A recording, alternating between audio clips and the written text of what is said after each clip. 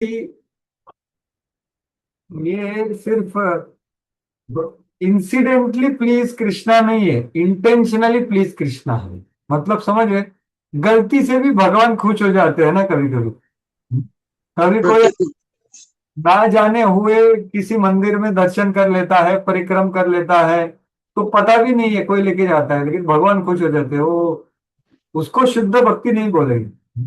जहां पर भगवान को प्रसन्न करने का इच्छा है, तो ये बात, इसलिए। और फिर द्रौपदी की भक्ति शुद्ध कहाँ हो गई? उन्होंने तो अपनी पतिव्रत्य बताने के लिए उन्होंने भगवान को बुलाया, तो वो शुद्ध भक्ति में आता है नहीं आता? अन्नाभिलाष हो गया वो। और कोई बताएगा माता जी छोड़ के दूसरा? हाँ, सुकुमार। नहीं, आता है क्योंकि वो हमेशा से ही भगवान मीन्स कृष्ण की भक्ति करती थी, हमेशा के लिए वो भक्ति, वो एक इंसिडेंस के लिए नहीं था। हाँ, तो इस ये शब्द कहाँ पकड़ा जाता है? अन्नाभिलाषा शून्यम ने लिखा ना, क्या लिखा है उधर? देखो, एक होता है अन्नाभिलाषा शून्यम, मतलब दूसरा कौन सा भी अभिलाष ना हो, पातिव्रत्य बचाने के लिए नहीं भी और जीवन बचाने के लिए भी नहीं।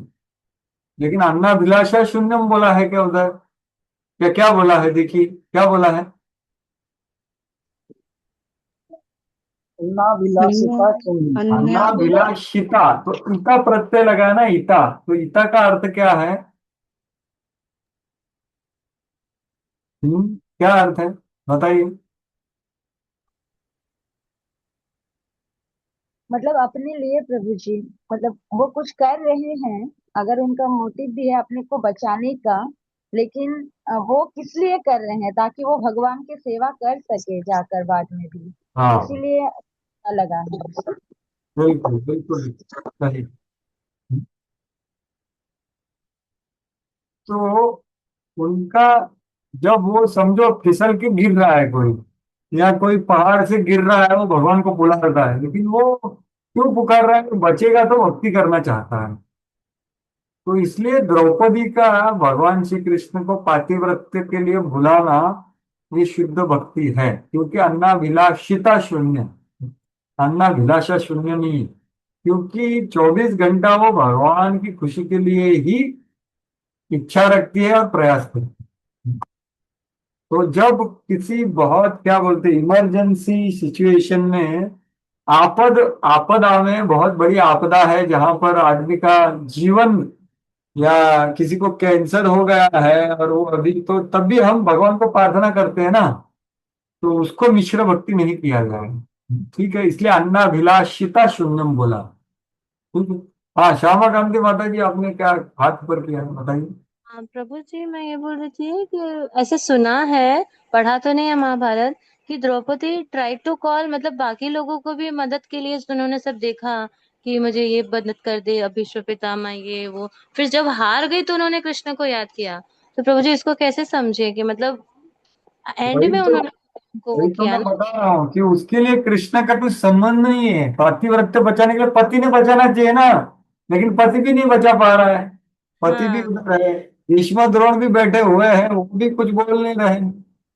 वो हाँ खुद हाँ। भी प्रयास करने का प्रयास की, लेकिन फिर उन्होंने, ऐसी परिस्थिति आई कि भाई कोई नहीं है मेरी पातिव्रत्य बचाने के लिए, मेरे पांच पांच पति इधर खड़े हुए, कुछ नहीं कर सकते।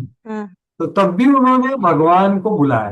तो ये मिश्र भक्ति नहीं है, ये अन्नाभिलाषिता कैटेगरी में जाता है। तब अच्छा। भी उन्होंने भगवान को बुलाया, जैसे गजेंद्र ने मरते वक्त भगवान को बुलाया, बराबर की नहीं? लेकिन हाँ। उसको सिर्फ जीना था या भक्ति करना था?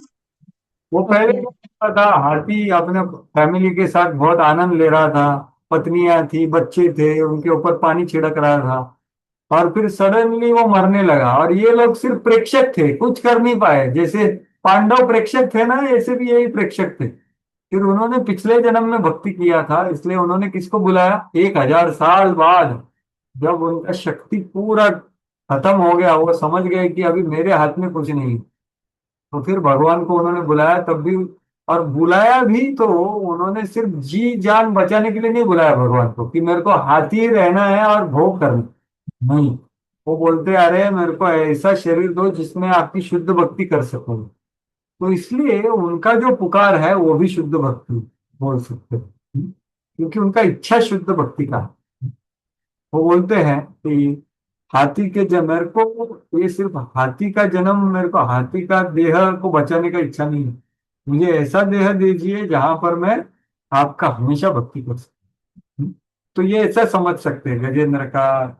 इसलिए ये जो शुद्ध भक्ति की परिभाषा है ये अच्छी तरह से समझनी चाहिए, क्योंकि ये पूरा ग्रंथ लिखा है ना, ये पूरा ग्रंथ को देखने का एक चश्मा है।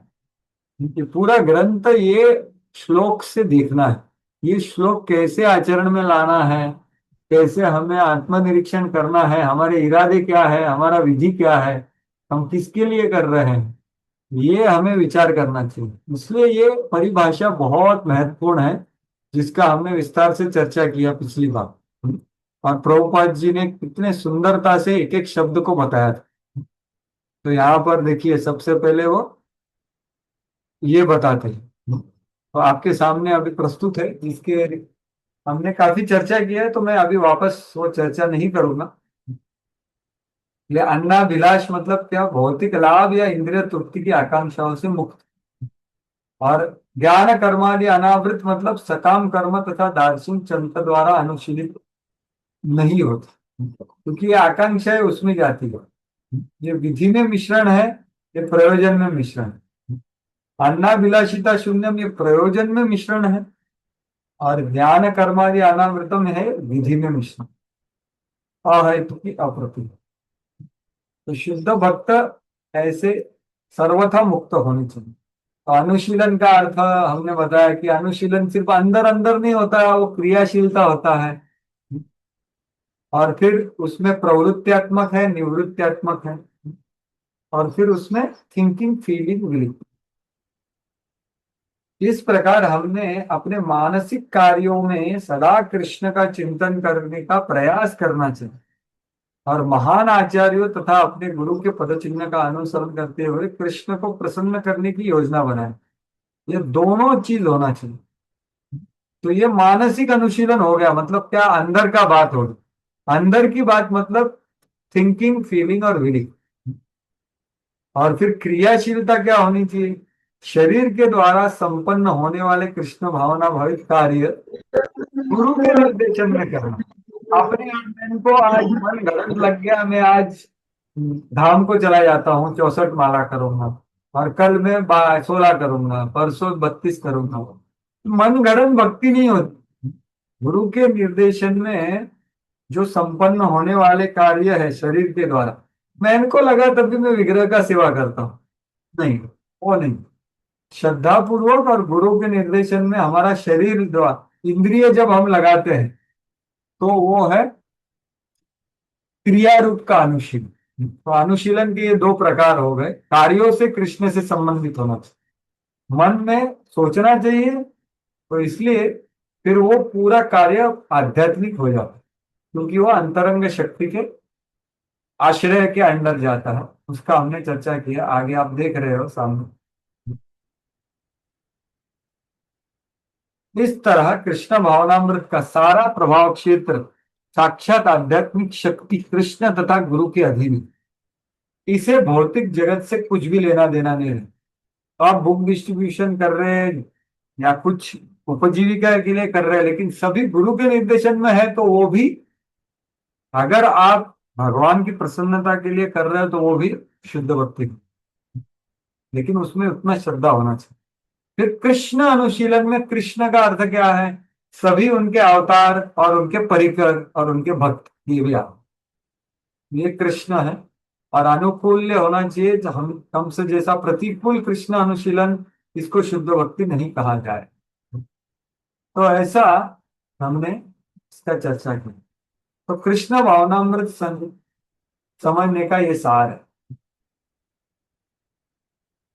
फिर ये हमने चर्चा की सामने, उसकी सेवा अनुकूल होती है और सदैव कृष्ण से संबंधित है। सदैव, हाँ, ऐसा नहीं है मैं सुबह 2 घंटा मॉर्निंग प्रोग्राम कृष्ण के लिए करता हूं और बाकी सब मेरा लिए, तो ये उत्तम भक्ति नहीं। सभी चीज मैं कृष्ण के लिए करूं, मेरे परिवार का पालन पोषण कृष्ण की हो, ये कृष्ण का परिवार है।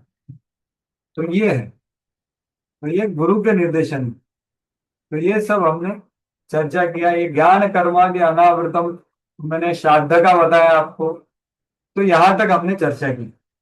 तो कृपया इसको दोहराई से अगर पढ़िए और श्रवण कीजिए, क्योंकि ये अगर नहीं समझेंगे तो ये पुस्तक का परिभाष सूत्र है। ये जो श्लोक है, अन्नाभिलाषिता शून्यम ज्ञान कर्मादि अनावृतम आनुकूल्येन कृष्णानुशीलनम भक्तिरुत्तम। ये इतना सुंदर व्याख्या किया है रूप गोस्वामी ने कि सभी वैष्णव आचार्य लोग, सभी संप्रदाय के लोग इसको स्वीकार किए, सभी के सब। तो अभी आगे जो हम चर्चा करने वाले हैं आगे, तो रूप गोस्वामी जी आ, उन्होंने खुद ने जो व्याख्या की है वो कैसे सटीक है, कैसे उचित है, उसका प्रमाण देते हैं शास्त्रों से। श्रीमद् भागवत के दो, एक भागवत के कपिल मुनि के श्लोक के द्वारा और नारद मुनि के पंचरात्र के एक शुद्ध भक्ति के श्लोक के द्वारा ये प्रमाण देते हैं कि भाइयों, मैंने जो शुद्ध भक्ति की परिभाषा दी है वो पूरी की पूरी शास्त्र अनुसार ही है। तो वो अभी उद्धृत कर रहे हैं आगे रूप गोस्वामी और प्रभुपाद जी। तो आप यहाँ पर देख सकते हो कि रूप गोस्वामी ने नारद पंचरात्र एक निम्नलिखित परिभाषा उद्धृत की है। तो अभी भक्ति रस रूप गोस्वामी ने उत्तमा भक्ति की परिभाषा दी। अभी नारद मुनि कौन है? एक तथाकथित मुनि है या ऋषि है? नहीं, नारद मुनि भक्ति शक्ति के शक्तावेश अवतार है और उन्होंने नारद पंचरात्र ग्रंथ लिखा है। उसमें जो शुद्ध भक्ति की परिभाषा है वो यहाँ पर उद्धृत की है और वो बिल्कुल रूप गोस्वामी की परिभाषा से मेल खाती है। तो वो आप हमने जो परिभाषा ली है उसका प्रमाण दे रहे हैं। तो ये जो श्लोक है बहुत सुंदर श्लोक है, यथा श्री नारद पंचरात्रे।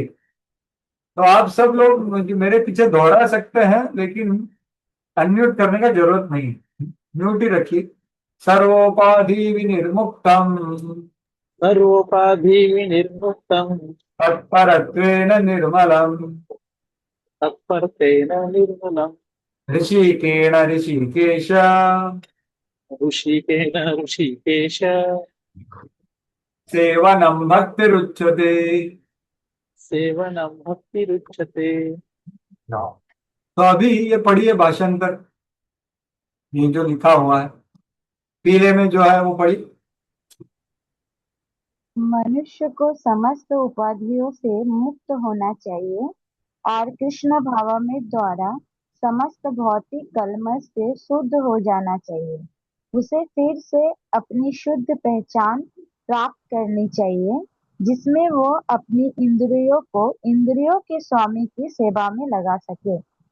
हाँ, तो ये है परिभाषा, और ये परिभाषा और रूप गोस्वामी की परिभाषा में कुछ अंतर नहीं है, कुछ शब्दों का अंतर है बस, अर्थ में कुछ अंतर नहीं है। तो हम समझेंगे वो। तो देखिए रूप गोस्वामी की परिभाषा में आनुकूल्येन कृष्ण अनुशीलनम। तो यहाँ पे कृष्ण अनुशीलनम आपको कहाँ दिख रहा है, कोई बता सकता है? हाँ, कृष्ण का नाम किधर दिख रहा है क्या? प्रभु जी, ऋषिकेश। हाँ बिल्कुल, ऋषिकेश। ऋषिकेश सेवनम ये कृष्ण सेवनम, कृष्ण अनुशीलनम। तो ये हो गया ऋषिकेण ऋषिकेश सेवनम, ये क्या हो गया है? अनुशीलनम। अभी आनुकूल्य ने कहा आ गया, वो है तत्परत्वेन। तत्परत्वेन ऋषिकेन ऋषिकेश सेवनम का अर्थ हो गया आनुकूल्येन कृष्ण अनुशीलन। ठीक है, तो ये मुख्य लक्षण आ गया उत्तम भक्ति का। तटस्थ लक्षण क्या है? अन्ना अभिलाषा, अन्ना अभिलाषिता शून्य। तो उसके लिए यहां पर क्या लिखा है? सर्व उपाधि विनिर्मुक्त, इस समस्त उपाधियों से मुक्त होना चाहिए। तो ये उपाधि क्या होता है? कोई उपाधि का उदाहरण दे सकता है मुझे? मेरी ये उपाधि है, ये उपाधि है, ये उपाधि, उपाधि क्या होता है? कोई बता सकता है? डेजिग्नेशन प्रभु जी, किसी का डेजिग्नेशन प्रभु जी। हाँ, डेजिग्नेशन तो इंग्लिश में भाषांतर हो गया, उसका उदाहरण मांग रहा हूँ। और कोई?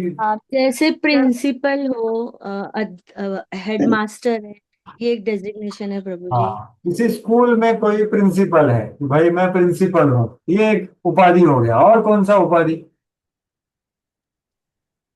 डॉक्टर का डॉक्टर। प्रधानमंत्री और हाँ ऐसे ठीक है, ये सब मुख्यमंत्री। बराबर है। और दूसरे टाइप का उपाधि बताइए। अब ये फोर्थ पोजीशन तो हो गया, और कौन सा उपाधि होता? गुणों और आचार्य। स्वभाव को भी टाइटल मिलते हैं प्रभु जी। हाँ गुण और स्वभाव के ऊपर भी, जैसे गोस्वामीज हुए, और मतलब ठीक उनके है, गुण वैसे हैं। ठीक है, गोस्वामी या जो भी है वो भी उपाधि होगी, बराबर। और जी, हरे कृष्णा। तो एक ज्ञान हो गया, ज्ञान, ज्ञान क्या? की उपाधि। ज्ञान, ज्ञान। मैं उपाधि का अर्थ पूछ रहा हूँ, मैं ज्ञान मतलब तो जो कोई अधिकार। होता ना, वो उसको, वो भी तो उपाधि है सर। क्या? कास्ट भी आएगा ना प्रभु जी, कास्ट, जाति धर्म में ब्राह्मण, जैसे ब्राह्मण जाति धर्म। जाति, बिल्कुल सही। उपाधि है। ब्राह्म जाति को भी उपाधि बोलेंगे। देखो, देह के संबंध में जो भी बोला जाता है उसको उपाधि बोलते हैं। जैसे प्रभुपाद जी बोलते हैं I am Indian, I am American, I am, और मैं मैं माता जी, मैं प्रभु जी, ये भी उपाधि है। सन्यासी, ब्रह्मचारी, गृहस्थ, वानप्रस्थ, ये भी उपाधि है। ब्राह्मण, क्षत्रिय, वैश्य, शूद्र, ये भी सब उपाधि है। या मैं किसी का पिता हूँ, किसी का माता हूँ, किसी का भाई हूँ, किसी का बहन हूँ, ये भी उपाधि है। ये सब उपाधियों से क्या होना चाहिए? मुक्त। तो ऐसा अभी अन्ना विलासिता शून्यम और सर्वोपाधि विनिर्मुक्तम में क्या संबंध है? दोनों का अर्थ एक ही है, क्योंकि अन्ना विलास प्रकट कहाँ से होता है? देहात्म बुद्धि से। तो जब हम सोचते हैं मैं भारतीय हूं, तो हम सोचते हैं कि भाई गांधी जी का फॉलोअर होना चाहिए, कृष्ण का नहीं। गांधी जी अनुशीलन, ऐसा तो उपाधि का अर्थ ये है, उपाधि से ही अन्नाभिलाष प्रकट होता है। इसलिए सर्वोपाधि विनिर्मुक्तम, इसलिए महाप्रभु ने क्या बोला है? ना हम विप्रो न च नरपति नापि वैश्यो न शूद्रो, ना हम वर्णी न च गृहपति न वनस्थो यतिर्वा, किंतु प्रोद्यन्निखिल परमानंद पूर्णामृताब्धे गोपी भर्तुर्पर कमलयोर्दास दासानुदास। तो मेरा क्या, अगर मेरे को किसी ने पूछा मैं कौन हूं, तो महाप्रभु क्या बोल रहे हैं? मैं ये नहीं हूं, ये नहीं हूं, लेकिन मैं ये हूं। तो क्या बोल रहे हैं महाप्रभु? बताइए। मेरी माता जी, हाँ। दासों के दास हो प्रभु जी। हाँ, किसके दासों के दास? कृष्ण के। हाँ, जो गोपियों का पालन करने वाले कृष्ण के, मतलब वृंदावन के कृष्ण के। गोपी भर्तु, उनके चरण कमल के दास। और मैं कौन नहीं हूं? विप्र नहीं, ब्राह्मण नहीं। हाँ, तो चार तरह के, पहले क्या बोला? ना हम विप्रो, चार तरह के मैं वो वर्ण नहीं हूं, चार तरह के आश्रम का मैं उपाधि नहीं रखता। तो आजकल के दुनिया में ऐसा बोलना चाहिए कि मैं भारतीय नहीं हूं, ऐसा, या ब्रह्मचारी नहीं हूं, गृहस्थ नहीं हूं। मैं कौन हूं? कृष्ण का दास। तो ये भाव से जो अभिलाष पैदा होगा वो शुद्ध होगा। लेकिन उपाधि से जो इच्छा होगा, इसलिए क्या होता है? Designation create deadly dreamy desires. तो ये डेजिग्नेशन से मुक्त होना चाहिए, ऐसे नारद मुनि बोल रहे हैं। तो ये अन्ना विलासिता शून्यम के साथ चलता है। और फिर निर्मल जो है वो क्या है? ज्ञान कर्मादि अनावृतम, मतलब भौतिक कल्मश से शुद्ध। तो ये है। तो ये परिभाषा भी नारद मुनि ने दी है, वो रूप गोस्वामी के उत्तमा भक्ति की परिभाषा से पूरी पूरी मिलती है। तो यही यहाँ पर बताया। देखो, हमारी बद्ध अवस्था में हमारी इंद्रिया शारीरिक मांगों को पूर्ति में लगती है, किंतु जब वे इंद्रिया कृष्ण के आदेशों को पूरा करने में लगा दी जाती है, तो हमारा कार्य भक्ति के लिए। तो देखिए, शारीरिक मांगों का इसलिए मैंने बताया आपको कि शारीरिक मांग शारीरिक उपाधि से प्रकट होती है, तो उसको भक्ति कहते हैं। तो ये हो गया।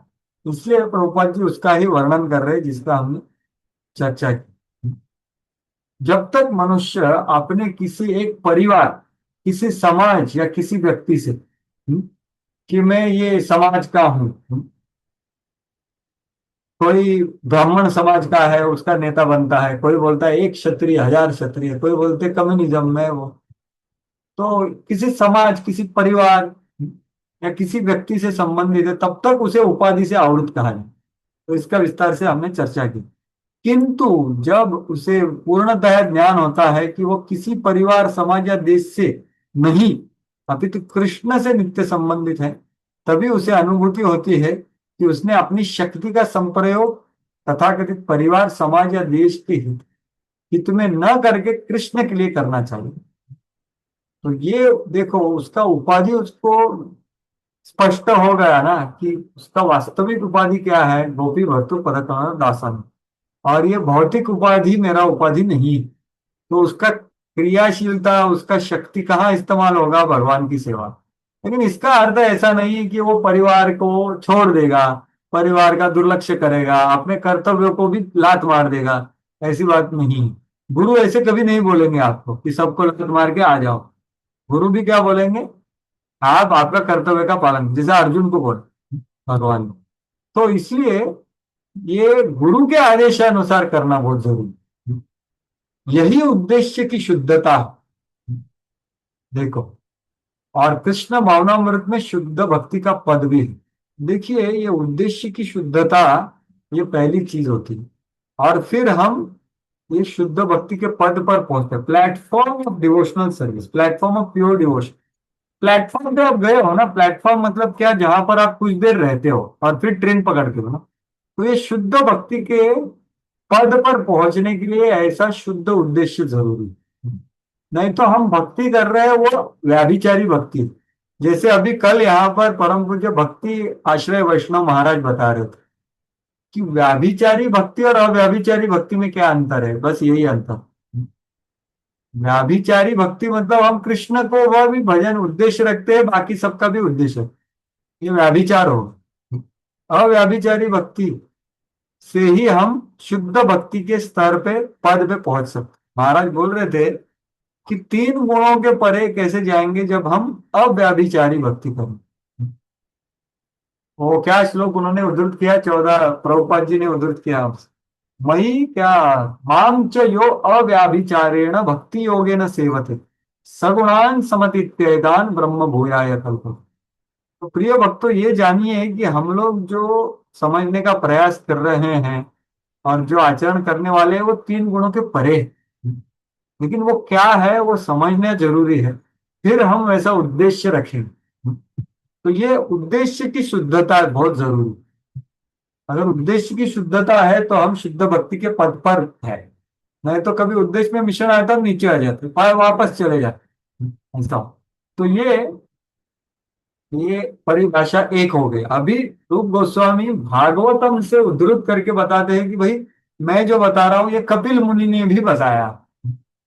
तो देखिए, तीसरे स्कंद के 29वें अध्याय के 12 और 13 श्लोक। तो ये 11वां है आपके सामने, ये 12वां है और ये 13वां। तो भागवतम में, ठीक है, और ये भक्ति रसामृत सिंधु में नंबर अलग है, इसलिए कंफ्यूज मत हो जाए। तो ये कपिल मुनि शुद्ध भक्ति का परिभाषा बोलो। लक्षणम भक्ति योगस्य निर्गुणस्य उदारतम अहेतुक्यव्यवहिता या भक्ति पुरुषोत्तमे।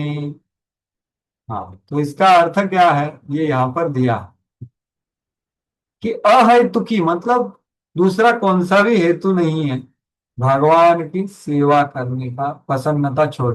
और अव्यविता मतलब क्या, ज्ञान कर्मादि अनावृत, उसमें कुछ खंड नहीं पड़ता।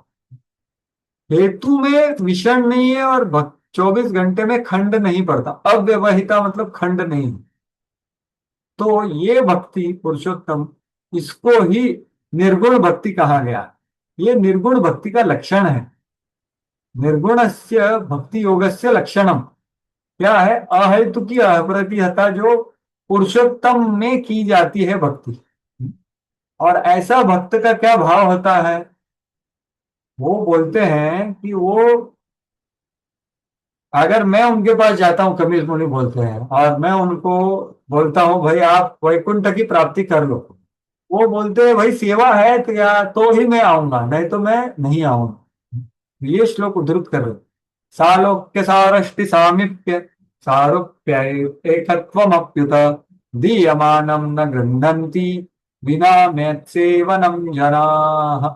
कपिल मुनि शुद्ध भक्त का चेतना बता रहे हैं। वो क्या है कि दीयमानम न गृह्णाति, मैं कुछ ये देना चाहता हूं तो भी वो नहीं लेता। क्या देना चाह रहा हूं मैं? सालोक्य, मेरा समान लोक देना चाहता। देखो, सालोक्य भगवान के साथ उसी लोक में रहना, ये मैं उसको ऑफर दूंगा। नहीं तो मैं बोलूंगा मेरे पास रहे भाई तू सामी, नहीं तो मेरे जैसा सारूप्य या मेरे जैसा ऐश्वर्य और का भोग करना, सारष्टि या भगवान के संगी रूप में रहना, सामिप्य। तो ये चारों बोले हैं, सालोक्य सारष्टि सामिप्य सारूप्यम, ये चार मुक्तियां। और फिर एकत्व मतलब सायुज्य, भगवान से तदाकार हो। ये सब में दिए मानव न गृह्णन्ति, मैं देता हूं तो भी वो मेरी सेवा नहीं है तो नहीं लेता। तो भक्त भौतिक इंद्रिय तृप्ति को ठुकराता ही है, और पांच प्रकार की मुक्तियों से भी किसी प्रकार की भी मुक्ति की कामना नहीं करता। वह प्रेममय सेवा करके ही संतुष्ट रहता है। यह शुद्ध भक्ति का लक्षण है। तो इसलिए ये भक्ति को आत्यंतिक भक्ति बोला। और ये सबसे बड़ा हमारा उद्देश्य है, प्रेम कुमार्थो महा। इससे ही आदमी त्रिगुणों को लांघ सकता है और मेरे भाव को प्राप्त कर सकता है, मेरे धाम को प्राप्त कर सकता है, मेरे निकट, जैसे गोलोक में। तो ये यहाँ पर बोला जाता। तो आगे प्रभुपाद क्या बोल रहे हैं कि श्रीमद् भागवत में आए कपिल देव के उपयुक्त कथन में शुद्ध भक्ति की वास्तविक स्थिति का वर्णन है। शुद्ध भक्ति की नहीं, शुद्ध भक्त की। और भक्ति के प्रारंभिक लक्षणों की भी परिभाषित किया गया है। तो ये सब रूप गोस्वामी की जो परिभाषा है, वही परिभाषा कपिल मुनि ने भी वही है बोला है, और नारद मुनि ने भी वही बोला। तो ये भक्तों, ये जो तीन श्लोक है, ये हमारे कंठ में हमने बांध लेने चाहिए, और ये हमें भक्ति करने के लिए प्रेरित करनी चाहिए। ये शुद्ध भक्ति है। और रूप गोस्वामी का, सभी आचार्य परंपरा का और प्रभुपाद जी का यही इच्छा है कि भाई सभी भक्त लोग शुद्ध भक्ति करें। तो इसलिए ये अच्छी तरह से ग्रहण कीजिए, ठीक है।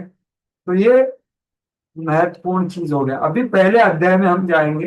पहले अध्याय का महत्वपूर्ण जो विषय वस्तु वो क्या है कि ये शुद्ध भक्ति जो है, इसके 6 लक्षण है।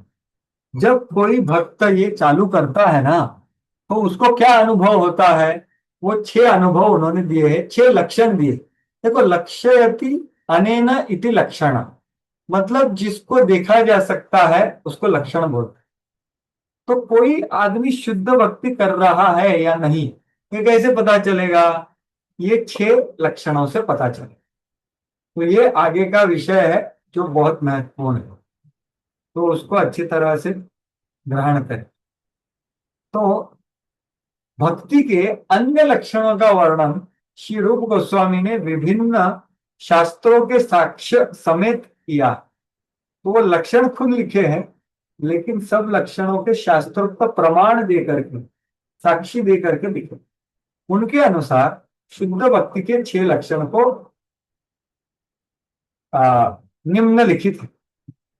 कौन से 6 लक्षण है? तो मैंने श्लोक उधर डाला है, नीचे प्रभुपाद जी ने भाषांतरित किया है। क्लेशाग्नि शुभदा मोक्ष लघुता कृत सुदुर्लभा सांद्रानंद विशेषात्मा श्री कृष्णाकर्षणी च सा। तो देखिए यहाँ पर 6 शब्द पकड़ लीजिए। क्लेशग्नि, घ्न मतलब जो नष्ट करता है, क्लेश को जो नष्ट करता है, ऐसी क्लेशग्नि, ठीक है। ये पहला लक्षण है उसका। शुद्ध भक्ति समस्त प्रकार के भौतिक क्लेश से अविरल राहत। ये आपके हिंदी में क्या लिखा है, ये थोड़ा इधर ये हुआ, कोई बोल सकता है? अविरत, क्या वो क्या है? अविलंब। अविलंब राहत देती है। धन्यवाद। तो ये पहला लक्षण है उसका, ठीक है। दूसरा क्या है? शुभदा। देखो, क्लेशक कृतघ्न बोलते हैं ना, मतलब जो क्लेशग्नि, तो क्लेश को नष्ट करती है पूरा का पूरा। शुभदा, यशोदा मतलब जो भगवान को यश देती है वो यशोदा। तो ये शुद्ध भक्ति क्या है? शुभ देव प्रदान करती है हम सबको। जो शुद्ध भक्ति करता है उसको शुभ प्रदान करती है। तो ये है दूसरा लक्षण। शुद्ध भक्ति समस्त कल्याण का शुभारंभ करने वाली। शुभ मतलब कल्याण, उसका प्रारंभ करने वाला, शुभ का आरंभ करने वाली। मतलब अलग अलग गुण प्रकट होते हैं अच्छे अच्छे भगवान को। तो ये दूसरा उसका लक्षण है। तीसरा क्या है? मोक्ष लघुताकृत। तो भक्त जब शुद्ध भक्ति में प्रगति करता है, बहुत ऊंची भाव स्तर तक पहुंच जाता है, तो उसको मोक्ष भी बहुत कम लगता है। वो बोलता है मुझे मोक्ष नहीं चाहिए। तो ये कौन सा मोक्ष की बात हो रही है? विशेष रूप से सायुज्य, या कौन सा पिछले श्लोक में हमने देखा कि उसको कौन सा मोक्ष नहीं चाहिए, सेवा चाहिए उसको। तो मोक्ष भी उसको कम लगने लगता है। मतलब रूप गोस्वामी बोलते हैं कि अगर जिसने ब्रह्मानंद का आनंद लिया है और उसके बाद अगर वो भक्ति आनंद को चखता है ना, तो भक्ति रसामृत सिंधु है, उसके सामने आत्म साक्षात्कार का आनंद या ब्रह्म साक्षात्कार का आनंद, वो क्या है? एक बिंदु के समान है। तो इसलिए मोक्ष लघुताकृत। तो इसका अर्थ क्या है? यहां पर शुद्ध भक्ति प्राप्त मुक्ति के विचार मात्र को तुच्छ समझ। ठीक है? ये इधर दिया है सीक्वेंस में, थोड़ा नीचे दिया। सुदुर्लभा मतलब ये बहुत दुर्लभता से प्राप्त होती है। ये जो स्थिति जो है ना भाव भक्ति का, ये बहुत ऊंचा है। तो आप बोलेंगे अरे आप ये क्या बोल रहे हो, भाव भक्ति, भाव भक्ति में आता है। तो ये ध्यान से सुनिए, और मैं अनुरोध करता हूं, देखिए लिखा भी गया था कि सिर्फ चार पांच लोगों ने वीडियो ऑन रखे, बाकी सब लोग वीडियो ऑफ रखे। तो पता नहीं, मैं अनुरोध करता हूँ आप सब लोगों से कि कृपया आपकी वीडियो को ऑन करें, आपका दर्शन प्रदान करें सबको, अगर शक्य है तो बहुत अच्छा होगा। तो और अच्छी तरह से श्रवण कीजिए। तो साधन भक्ति, भाव भक्ति और प्रेम भक्ति, ये भक्ति के तीन स्तर है। प्रेम भक्ति ये हमारा साध्य है, और हम शुरुआत करते हैं साधन करके, विधि और प्रयोजन, जैसे मैंने संबंध ज्ञान में चर्चा किया था, बराबर। तो साधन करते वक्त हमें ये पहले दो का अनुभव होना चाहिए, क्लेशाग्नि शुभदा। जब हम भक्ति में प्रगति करेंगे, भक्ति के 9 स्तर है, आदव श्रद्धा, साधु संग, भजन क्रिया, अनर्थ निवृत्ति, निष्ठा, रुचि, आसक्ति, भाव और प्रेम। तो प्रेम जो स्तर है वो भक्ति का सर्वोच्च स्तर है। उसके पहले साधक की स्थिति को, वो साधक ने साध्य ऑलमोस्ट प्राप्त कर लिया है, उसको भाव स्तर बोलते। तो जैसे कि कोई एरोप्लेन, देखो यहां से कोई विमान से कहाँ तो जा रहा है समय, तो यहां से वो घर से निकला और विमान एयरपोर्ट तक गया, तो ये हो गया साधन भक्ति उसका। और एयरपोर्ट में जाके विमान में बैठ गया, ये है भाव भक्ति। लेकिन पूरा विमान उड़ने लगा ना, ये है प्रेम भक्ति। तो ये मतलब ये आगे बढ़ने के स्तर है, ठीक है। तो साधन भक्ति, भाव भक्ति, प्रेम भक्ति। तो पहले दो जो पत्ते हैं, ये देखो हम भक्ति लता बीज बोलते हैं ना, तो भक्ति लता बीज हम जब गुरु हमें प्रदान करते हैं और हमारे हृदय में जब हम वो बोते हैं और पानी डालते हैं, श्रवण कीर्तन आदि जल हमेशा, तो क्या होता है फिर अंकुर उठते हैं ना। अंकुर उठने के बाद दो पत्ते पहले आते हैं ना, वो दो पत्ते कौन से हैं? क्लेशाग्नि पहला पत्ता, और शुभदा दूसरा पत्ता। तो ये पत्ते पहले छोटे होते हैं, फिर बड़े बड़े होते जाते हैं, आपने देखा है। तो ये दो पत्ते, जब हम आगे बढ़ेंगे तो फिर और दो पत्ते आएंगे भाव भक्ति में, और दो पत्ते आएंगे प्रेम भक्ति। तो ऐसे ये 6 पत्तों का वर्णन। तो मैंने 4 पत्तों का आपको वर्णन किया, क्लेशाग्नि और शुभदा। ये दो साधन भक्ति में आते हैं, अनुभव होते हैं, और ज्यादा ज्यादा अनुभव होते हैं। मोक्ष लघुताकृत और सुदुर्लभ भाव भक्ति में अनुभवित होते हैं, जो बहुत ऊंचा स्तर है। और जब प्रेम भक्ति में आदमी पहुंचता है तो सांद्रानंद विशेषात्मा, मतलब क्या, ये शुद्ध भक्ति दिव्य आनंद प्रदान करने वाली। मतलब क्या, ये जो प्रेमी भक्त होता है ना, उसको भौतिक जगत का जो आनंद है उसके लिए अस्तित्व में नहीं होता हो।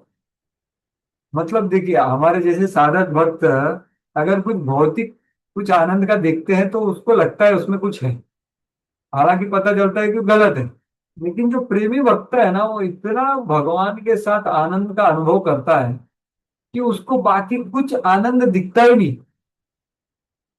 ये बात है, इसको सांद्रानंद विशेष आत्मा बोला है।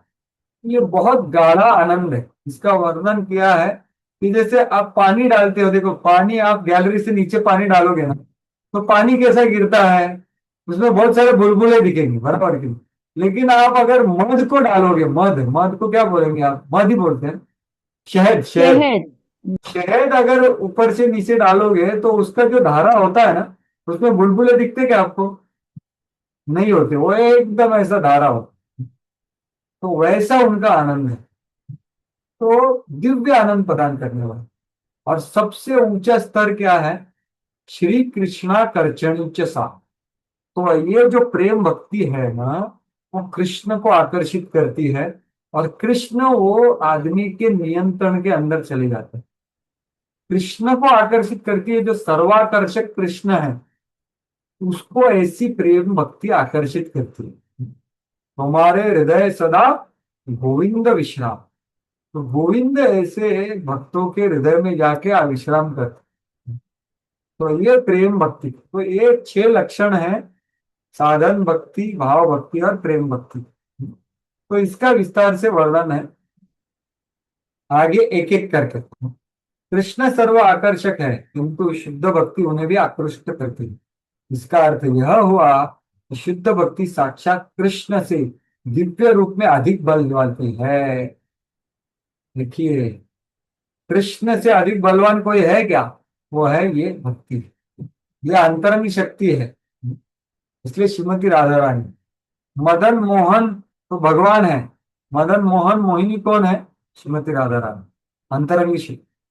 तो देखिए, भक्त, भक्ति और भगवान में सबसे शक्तिशाली चीज, तीनों शक्तिशाली है बहुत। तो भक्त है, भक्त से ज्यादा शक्तिशाली है भगवान, फिर भगवान और भक्त को नियंत्रण करने वाली है भक्ति। ये कौन सी भक्ति है? ये शुद्ध अमिश्रित भक्ति। और क्योंकि वो प्रेमी प्रेम भक्ति है, वो श्री कृष्णाकर्षणी, इसलिए अधिक बलशाली होती है। इसलिए भक्त कुछ बोलता है तो भगवान को कर देते। ये हम वृंदावन में पूरा का पूरा देख सकते। तो ये जो है, ये 6। अभी अगले जो पहला अध्याय है उसमें, बचे हुए अध्याय में क्या बताया है, ये जो 6 लक्षण है ना, उसका पूरा वर्णन किया है। ठीक है। लेकिन उससे सबसे ज्यादा वर्णन किसका है? क्लेशाग्नि का विस्तार से वर्णन। तो उसका वर्णन विस्तार से हम चर्चा करेंगे प्रभुपाद जी द्वारा। तो उसमें जाने से पहले हमने अभी तक जो चर्चा किया है उसके बारे में किसी को टीका टिप्पणी या कुछ संदेह संशय है या कुछ विचार है तो पूछ सकते। हाँ, हरे कृष्णा। या प्रिय मोहिनी माता जी, बताइए। हरे कृष्ण प्रभु जी। प्रभु जी, आपने अभी बताया कि शुद्ध भक्ति जो है, मतलब सॉरी, 3 साधन के बारे में बताया। एक साधन हुआ, एक भाव, उसके बाद प्रेम आता है।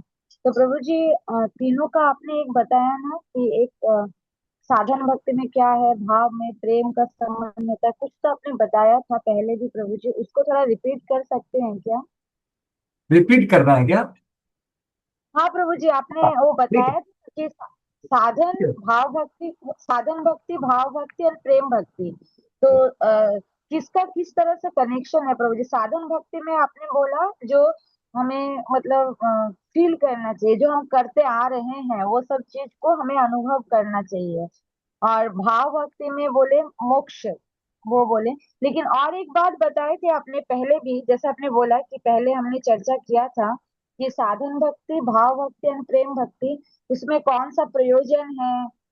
इस तरह से बताया था ना प्रभु जी आपने, एक हाँ, प्रयोजन ठीक है, है। मैं स्पष्ट करता हूँ उसको। देखिए, सिर्फ दो स्तर हैं एक्चुअली, एक है साधन भक्ति और एक साध्य भक्ति, ठीक है। जैसे आप मतलब कुछ शुरुआत कर रही है और बन गई, समझो कॉलेज में गई इंजीनियरिंग करने के लिए, तो कभी कभी उसको भी डॉक्टर बोलते हैं ना, लेकिन वो डॉक्टर नहीं, वो अभी डॉक्टर बनने वाला है।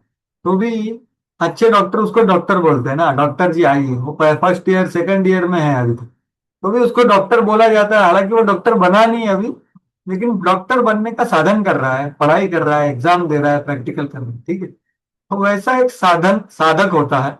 साधक जो साध्य भक्ति प्राप्त नहीं किया है, वो है साधक, आप और हम जैसे। तो वो साधन कर रहा है। और साध्य भक्ति क्या होता है, उसने प्रेम प्राप्त कर लिया, उसको साध्य भक्ति बोलते हैं। लेकिन बीच में एक स्तर श्रील रूप गोस्वामी ने लाया है, उसका नाम है भाव भक्ति। तो ये क्यों लाया है? तो इसका अर्थ एक मतलब श्रील भक्ति विनोद ठाकुर भी एक उदाहरण देते हैं। देखो, पूरा अंधेरा है ना, लेकिन सूर्योदय होने से पहले अरुणोदय भी होता है, बराबर है क्या? सूर्योदय और अरुणोदय में क्या फर्क है, बताइए।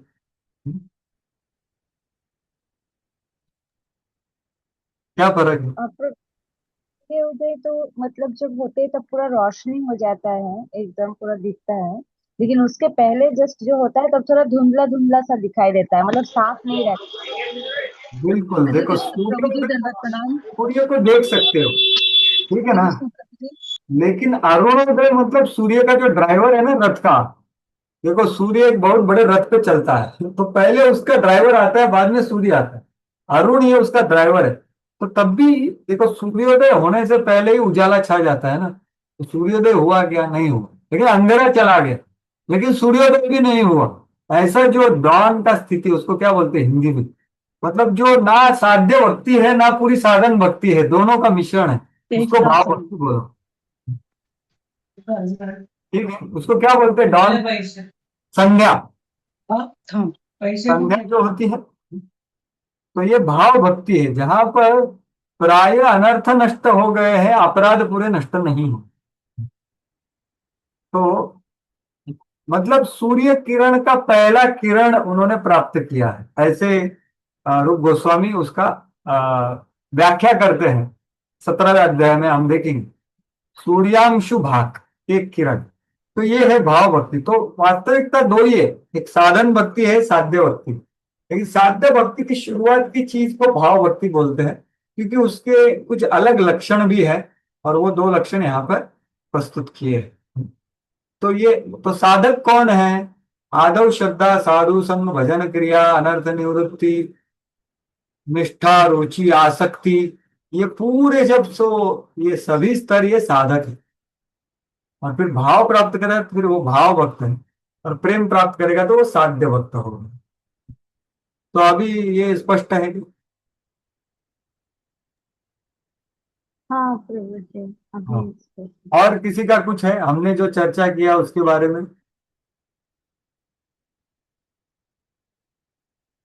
ये हरे दैनिक। कृष्ण प्रभु जी। हाँ, रेखा सिंह माता जी बताइए। प्रभु जी, आपने क्या कहा कि अभी जाके मुक्ति को तुच्छ समझते हैं, तो फिर मोक्ष और मुक्ति अलग होता है क्या? नहीं नहीं, एक ही चीज है। मोक्ष एक ही चीज। लघुताकृत, जो मोक्ष को भी लघु मानते हैं, तो उसका हिंदी में भाषांतर प्रभुपाद जी ने मुक्ति को तुच्छ मानना। मुक्ति मोक्ष एक ही होगा। तो फिर प्रेम भक्ति में जो अभी आपने बताया, साधन भक्ति और भाव भक्ति में, उसमें अभी बोला ना कि उसमें मोक्ष चाहिए रहता है भाव भक्ति में। चाहिए नहीं होता, उसको नहीं चाहिए होता है। अच्छा, नहीं लघुताकृत चाहिए।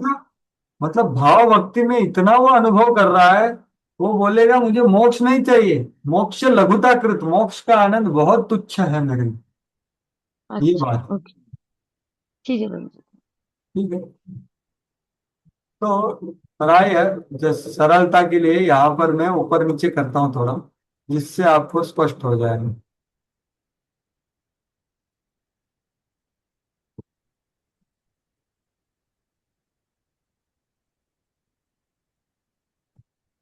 हाँ।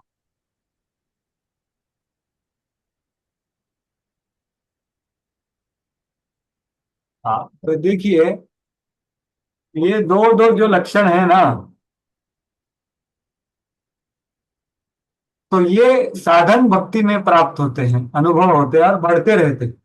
क्लेश कम होना, अच्छे गुणों का प्राप्त होना, ये साधन भक्ति, ये भाव भक्ति में प्रकट होते हैं। ये पहले आना चाहिए, ये बाद में आना चाहिए।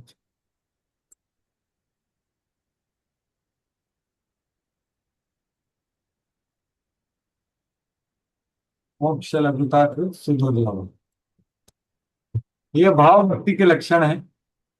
और ये जो तीन है, ये दो है, ये प्रेम भक्ति के लक्षण। ठीक है, अभी ये स्पष्ट हो गया आपको कि ये तीन यस। स्तर है।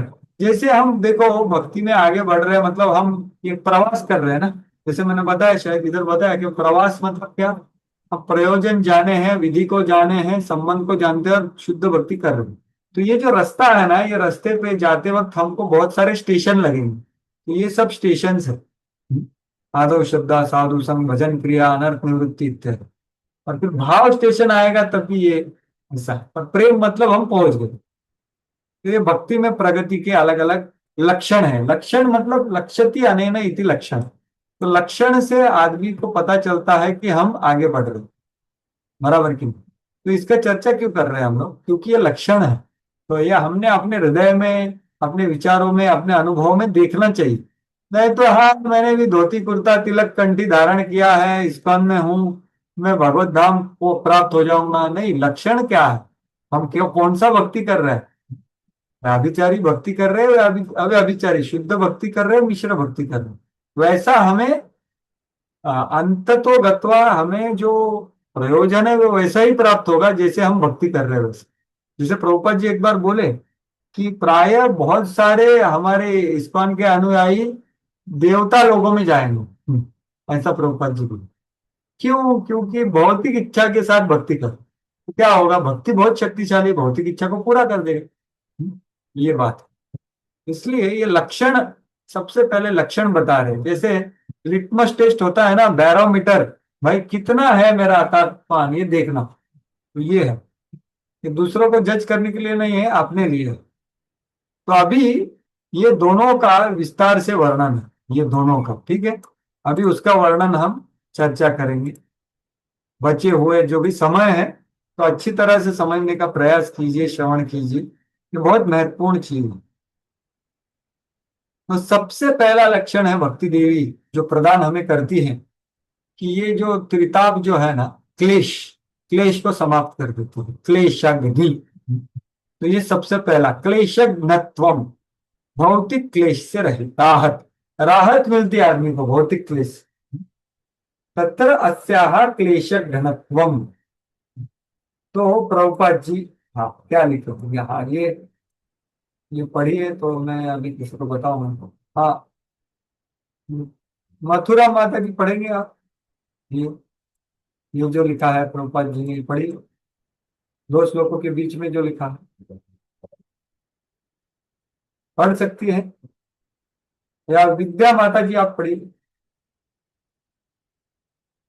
पढ़ सकती है।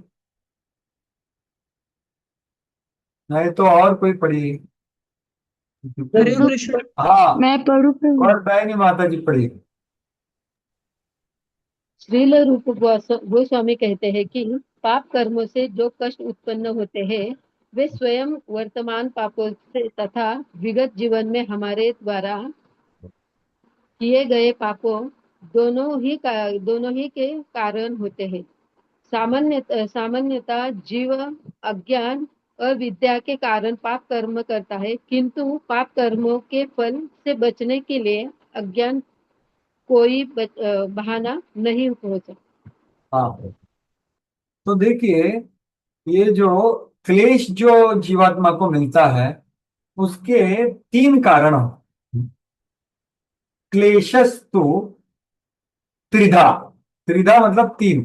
तो क्या तीन है ये? एक है दी, पाप, एक है तद बीजम, तीसरा है अविद्या। तो ये तीनों को ही प्रभुपाद जी बता रहे हैं। तो आपने अगर कुंती महारानी का श्लोक पढ़ा होगा तो देखिए, कुंती महारानी सबसे बुद्धिमान स्त्री है। तो ये पूरा सिद्धांत एक श्लोक में वो बताते, भवेस्मिन् क्लिश्यमाणानाम् अविद्या काम कर्म विधि श्रवण स्मरण अर्हाणि करिष्यन्ति केचन। हे भगवान, बहुत सारे लोग बोलते हैं कि आप ब्रह्मा जी ने प्रार्थना किया इसलिए अवतीर्ण हुए। कुछ लोग बोलते हैं धरणी माता गाय रूप में आई इसलिए आप अवतीर्ण हुए, उनको सांत्वना देने के लिए। कुछ लोग बोलते हैं कि आप देव की वसुदेव ने प्रार्थना किया इसलिए आप अवतीर्ण हुए। लेकिन मैं बोलती हूँ, हे भगवान, आप सभी लोगों को क्लेश देख करके आप खुद अवतीर्ण होकर के लीला करते हैं, जिसके द्वारा हमें चर्चा का विषय मिलता है, श्रवण कीर्तन आरोहण करने के लिए एक विषय वस्तु मिलता है। इसलिए आप अवतीर्ण होते हैं, क्योंकि आप जीवात्माओं का क्लेश देख नहीं सकते। तो ये क्लेश क्यों? भवेस्मिन, भव सागर में क्लिश्यमाण मतलब जो क्लिश्यमाण लोग हैं, क्लेश का अनुभव कर रहे हैं। माया देवी का त्रिशूल है ना, ये तरह के क्लेश, आध्यात्मिक आदि भौतिक आदि दैविक क्लेशों का क्लिश्यमान है, मतलब अनुभव कर रहे हैं। तो कैसे क्लेश प्राप्त होते हैं? अविद्या काम कर्म भी, वही चीज यहां पर बताया। तो अविद्या मतलब क्या? अज्ञान। अज्ञान की वजह से क्या होता है, हमको गलत इच्छाएं प्रकट होती है, वो है काम। और गलत इच्छाओं से गलत कार्य होते हैं, और वो गलत कार्यों से गलत फल मिलते हैं। तो ये गलत कार्य और फल दोनों को क्या बोला है? कर्म। तो अविद्या काम कर्म भी, वही चीज यहां पर बोला गया है। अविद्या तद बीजम और पापम। ठीक है, तो ये तीन है। ये तीन प्रकार से क्लेश प्राप्त होते, कष्ट उत्पन्न होते। तो स्वयं वर्तमान पाप, तो विगत जीवन में किए गए पाप, तो ये बीज में आते, और अज्ञान। ठीक है, तो अभी ये तीनों का विश्लेषण रूप समझ जाएगा कि कैसे भक्ति देवी ये तीनों का नाश करती। देखो, ये जगत में सबको क्लेश, किसी को भी क्लेश नहीं चाहिए, तो भक्ति देवी सबसे पहले हमको ये प्रदान करती। ये तीनों, जो तीनों अलग अलग स्तर के क्लेश है, ये सबको मिटा देती। तो सबसे पहले पाप, उसके बाद बीज, और उसके बाद अविद्या। ये तीनों का वर्णन अभी आगे आएगा। ठीक है, तो क्लेश तीन प्रकार के हैं। जो पाप जनित क्लेश, उसके बीज से जनित जो क्लेश है, और अविद्या से जनित जो क्लेश, ये तीनों प्रकार के क्लेश को भक्ति देवी नष्ट कर देती है, मार देती है। तो उसमें सबसे पहला पाप है, तो उसका वर्णन है उसमें पाप। तो पाप भी दो प्रकार का होता है, एक होता है अप्रारब्ध, एक होता है प्रारब्ध। तो प्रभुपाद क्या लिख रहे हैं? जो प्रौढ़ है वो प्रारब्ध है, और जो प्रौढ़ नहीं होते वो अप्रारब्ध है। इसका सरल अर्थ ये है कि अभी हमें जो ये जन्म में प्राप्त हुए हैं, या अभी होने वाले हैं कुछ दिनों में, इसको प्रारब्ध बोलते हैं। ठीक है, प्रारब्ध मतलब जिसका आरंभ हो गया है, आपको क्लेश देना चालू हो गया। जैसे हम में से किसी का, मतलब किसी का कुछ क्रोनिक डिसीज है, समझो तो ये ऑलरेडी है, किसी का ऑलरेडी पैर टूट गया, या किसी को पोलियो हो गया, तो प्रारब्ध कर्म। या हमारा जन्म किसी खानदान में हुआ, ये प्रारब्ध के हिसाब से हो गया, अभी हम बदल नहीं सकते। नहीं, हमारा कुछ, हमारा जो चेहरा है उसका एक भाव है, चेहरा जैसा, वो प्रारब्ध कर्म हो गया, उसको आप बदल नहीं सकते। तो ये जीवन में, ये जीवन काल में जो आ गए हैं और जो आने वाले हैं, इसको बोलते हैं प्रारब्ध। और अप्रारब्ध क्या है? जो अगले जन्मों में आएंगे। जो प्रौढ़ नहीं हुए, प्रभुपाद जी यहाँ पर शब्द इस्तेमाल कर, तो ये समझिए प्रारब्ध और अप्रारब्ध। ठीक है, अगर सरल भाषा में बताया जाए कि हमें समझा है, हम आपने ये सुना होगा ना कि अरे कर्म का बोझा लेकर के हम चलते हैं इसलिए बहुत तकलीफ होती है। लेकिन भक्ति देवी क्या करती है, इतना बड़ा कर्म का बोझा को हटा देती है। तो ये बोझा, जैसे आप में से काफी लोग अगर विमान में गए हैं तो दो प्रकार के लगेज होते हैं बराबर की। कौन से दो प्रकार के लगेज होते हैं, कोई बता सकता है?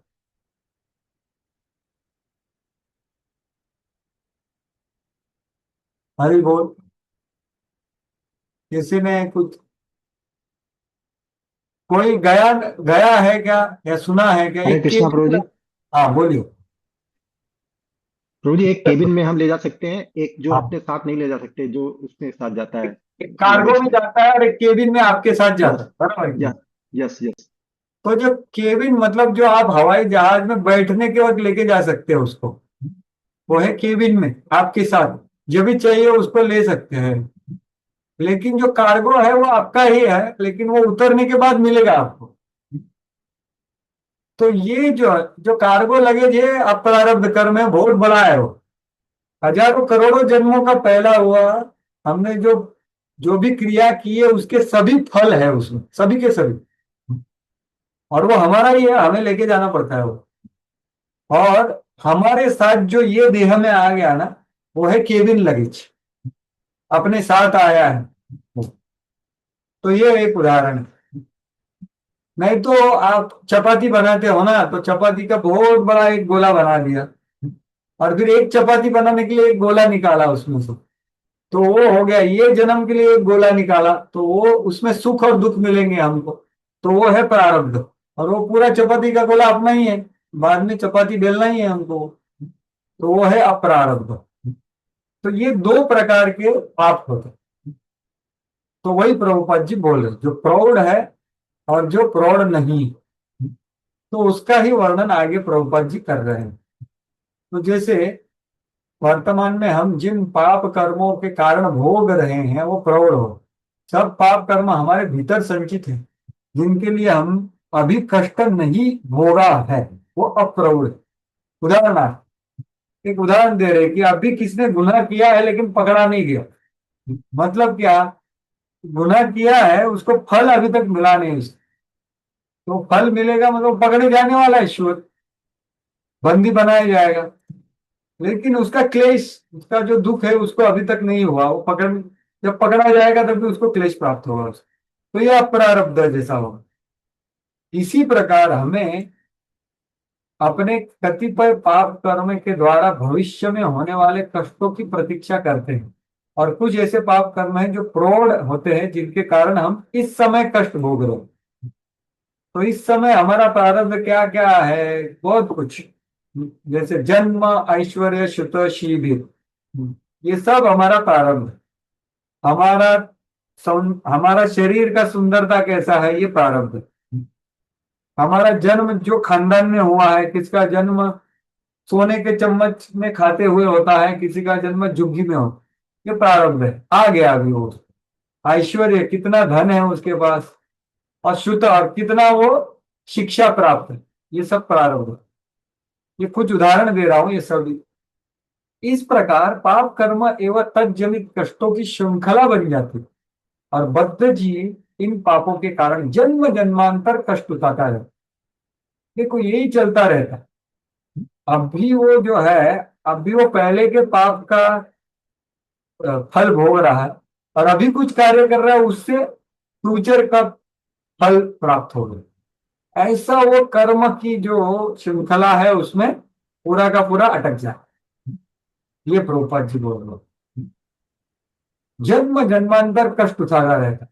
लेकिन भक्ति देवी क्या करती है, देखिए, भक्ति देवी ये सबको नष्ट करती है, पूरा का पूरा सब कुछ। केबिन लगेज को नष्ट करेगी और कार्गो लगेज सबको नष्ट कर दो, लेकिन सबसे पहले चालू होता है कार्गो लगेज, इसलिए हमको दिखता नहीं तुरंत, तुरंत हल्के हुए ऐसा नहीं लगता हमें, क्योंकि पहले जन्म जन्मांतर का जो हमारा कर्म है ना उसका सब नष्ट करती है वो। तो यहाँ पर वही ये बोला गया।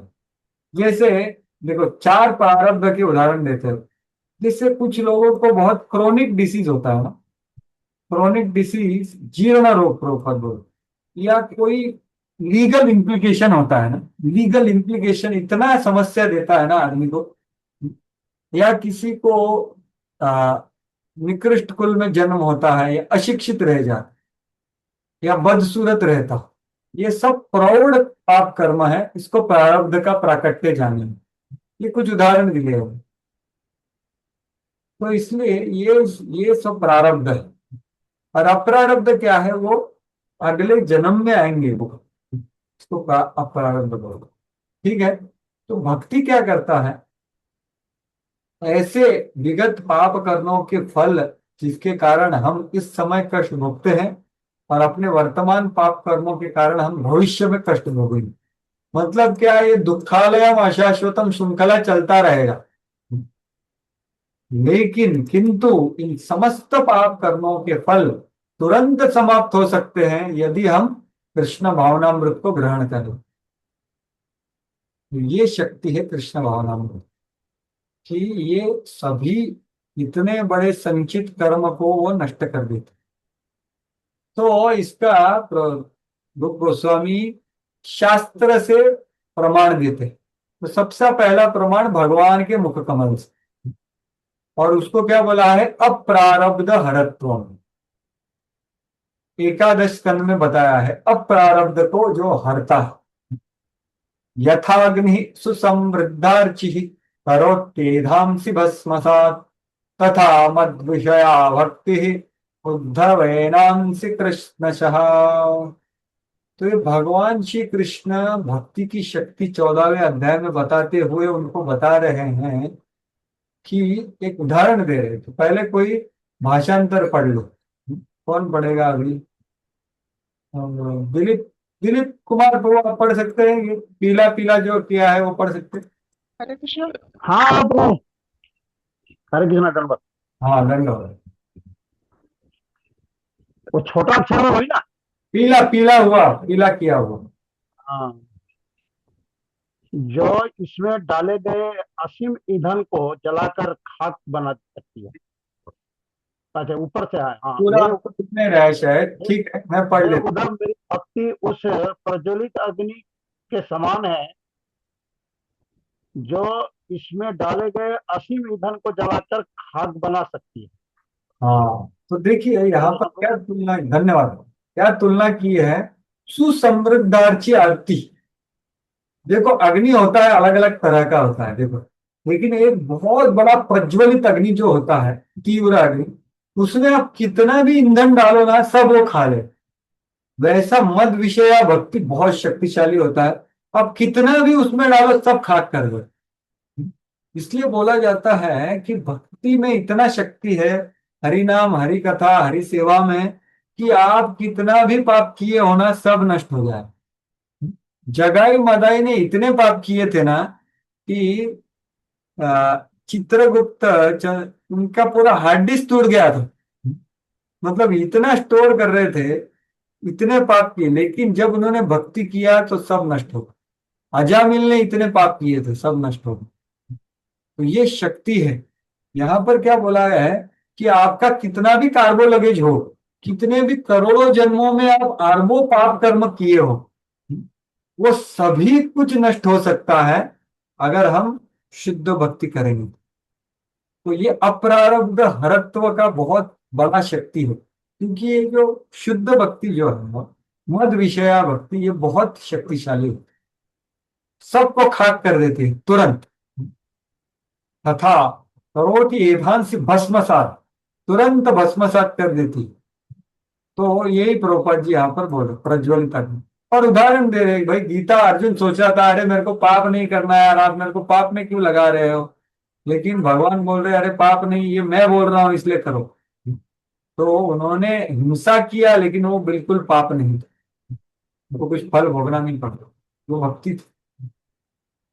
तो ये हो गया अप्रारब्ध हरत्व, और ये सबसे पहले होता है भक्त। तो देखिए, अप्रारब्ध और प्रारब्ध में आपको तो अंतर तो समझ में आ गया अभी तक कि ये जन्म में हमको जो प्राप्त होने वाला है वो है प्रारब्ध। और पिछले करोड़ों अरबों जन्मों का जो कर्मों का हमारा सिंचन है ना, जैसे कार्गो लगेज है हमारा, वो इस लाइफ में नहीं आएगा, आगे आने वाला है, वो है अप्रारब्ध। तो भक्ति सबसे पहले नष्ट कौन सा करती है? कार्गो लगेज, मतलब अप्रारब्ध को पहले नष्ट करती है।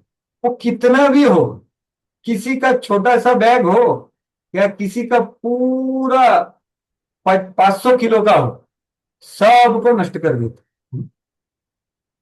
लेकिन अप्रारब्ध और प्रारब्ध में पहले किसको नष्ट करती है? अप्रारब्ध को नष्ट करती है। इसलिए प्राय हमें दिखता नहीं, अरे क्या मेरा कुछ बदल नहीं हो रहा है, अरे नहीं, हमारा अप्रारब्ध नष्ट हो रहा है, जो हमको डायरेक्ट दिखता नहीं, लेकिन बहुत कुछ हो रहा है हमारे जीवन में। जो अनुभव है वो अलग आ रहा है। तो अप्रारब्ध हर लेता है और बाद में क्या करता है? प्रारब्ध हरत्वम। तो ये दूसरा बहुत शक्तिशाली श्लोक है। ये दूसरे भगवान बोले हैं, वो है कपिल मुनि भगवान, देवहूति माता को वो बोल रहे हैं। बहुत सुंदर हरि नाम का गुणगान है, भक्ति का गुणगान। प्रारब्ध हरत्वम यन्नामधेय श्रवणान् कीर्तनात् यः प्रव्रणात् यत् स्मरणादपि क्वचित् स्वादोऽपि सद्यः सवनाय कल्पते कुतः पुनस्ति भगवन्नुदर्शना। ये कोई भाषांतर पढ़े? हरे कृष्ण प्रभु जी। मैं हरे पढ़- कृष्ण प्रभु जी। का बात की पढ़ी। ये पीला जो है वो पढ़िए, जो कोट्स में है ना वो पढ़िए भाषण। पीले पीले लाइन में वो पढ़ना है ना प्रभु जी। हाँ बिल्कुल। हरे कृष्ण प्रभु। हे भगवान, हाँ हे भगवान, श्रवण कीर्तन आदि श्रवण कीर्तन आदि 9 प्रकार की भक्ति होती है जो भी आपकी लीलाओं का श्रवण करता है, आपकी महिमा का कीर्तन करता है, आपको नाम नमस्कार करता है, आपका चिंतन करता है और इस तरह 9 प्रकारों में से किसी भी प्रकार की भक्ति करता है, वह तुरंत यज्ञ करने का पात्र बन जाता है, भले ही उसका जन्म चंडाल कुल में ही क्यों न हुआ हो। धन्यवाद। देखिए ये भक्ति का शक्ति देखिए कि स्वादोपि स्वाद मतलब क्या? जो स्व को अध करता है, मतलब कुत्ता को खाने वाला या कुत्तों को खाने वाले को स्वाद बोलते हैं। स्वाद नहीं, स्वाद, ठीक है।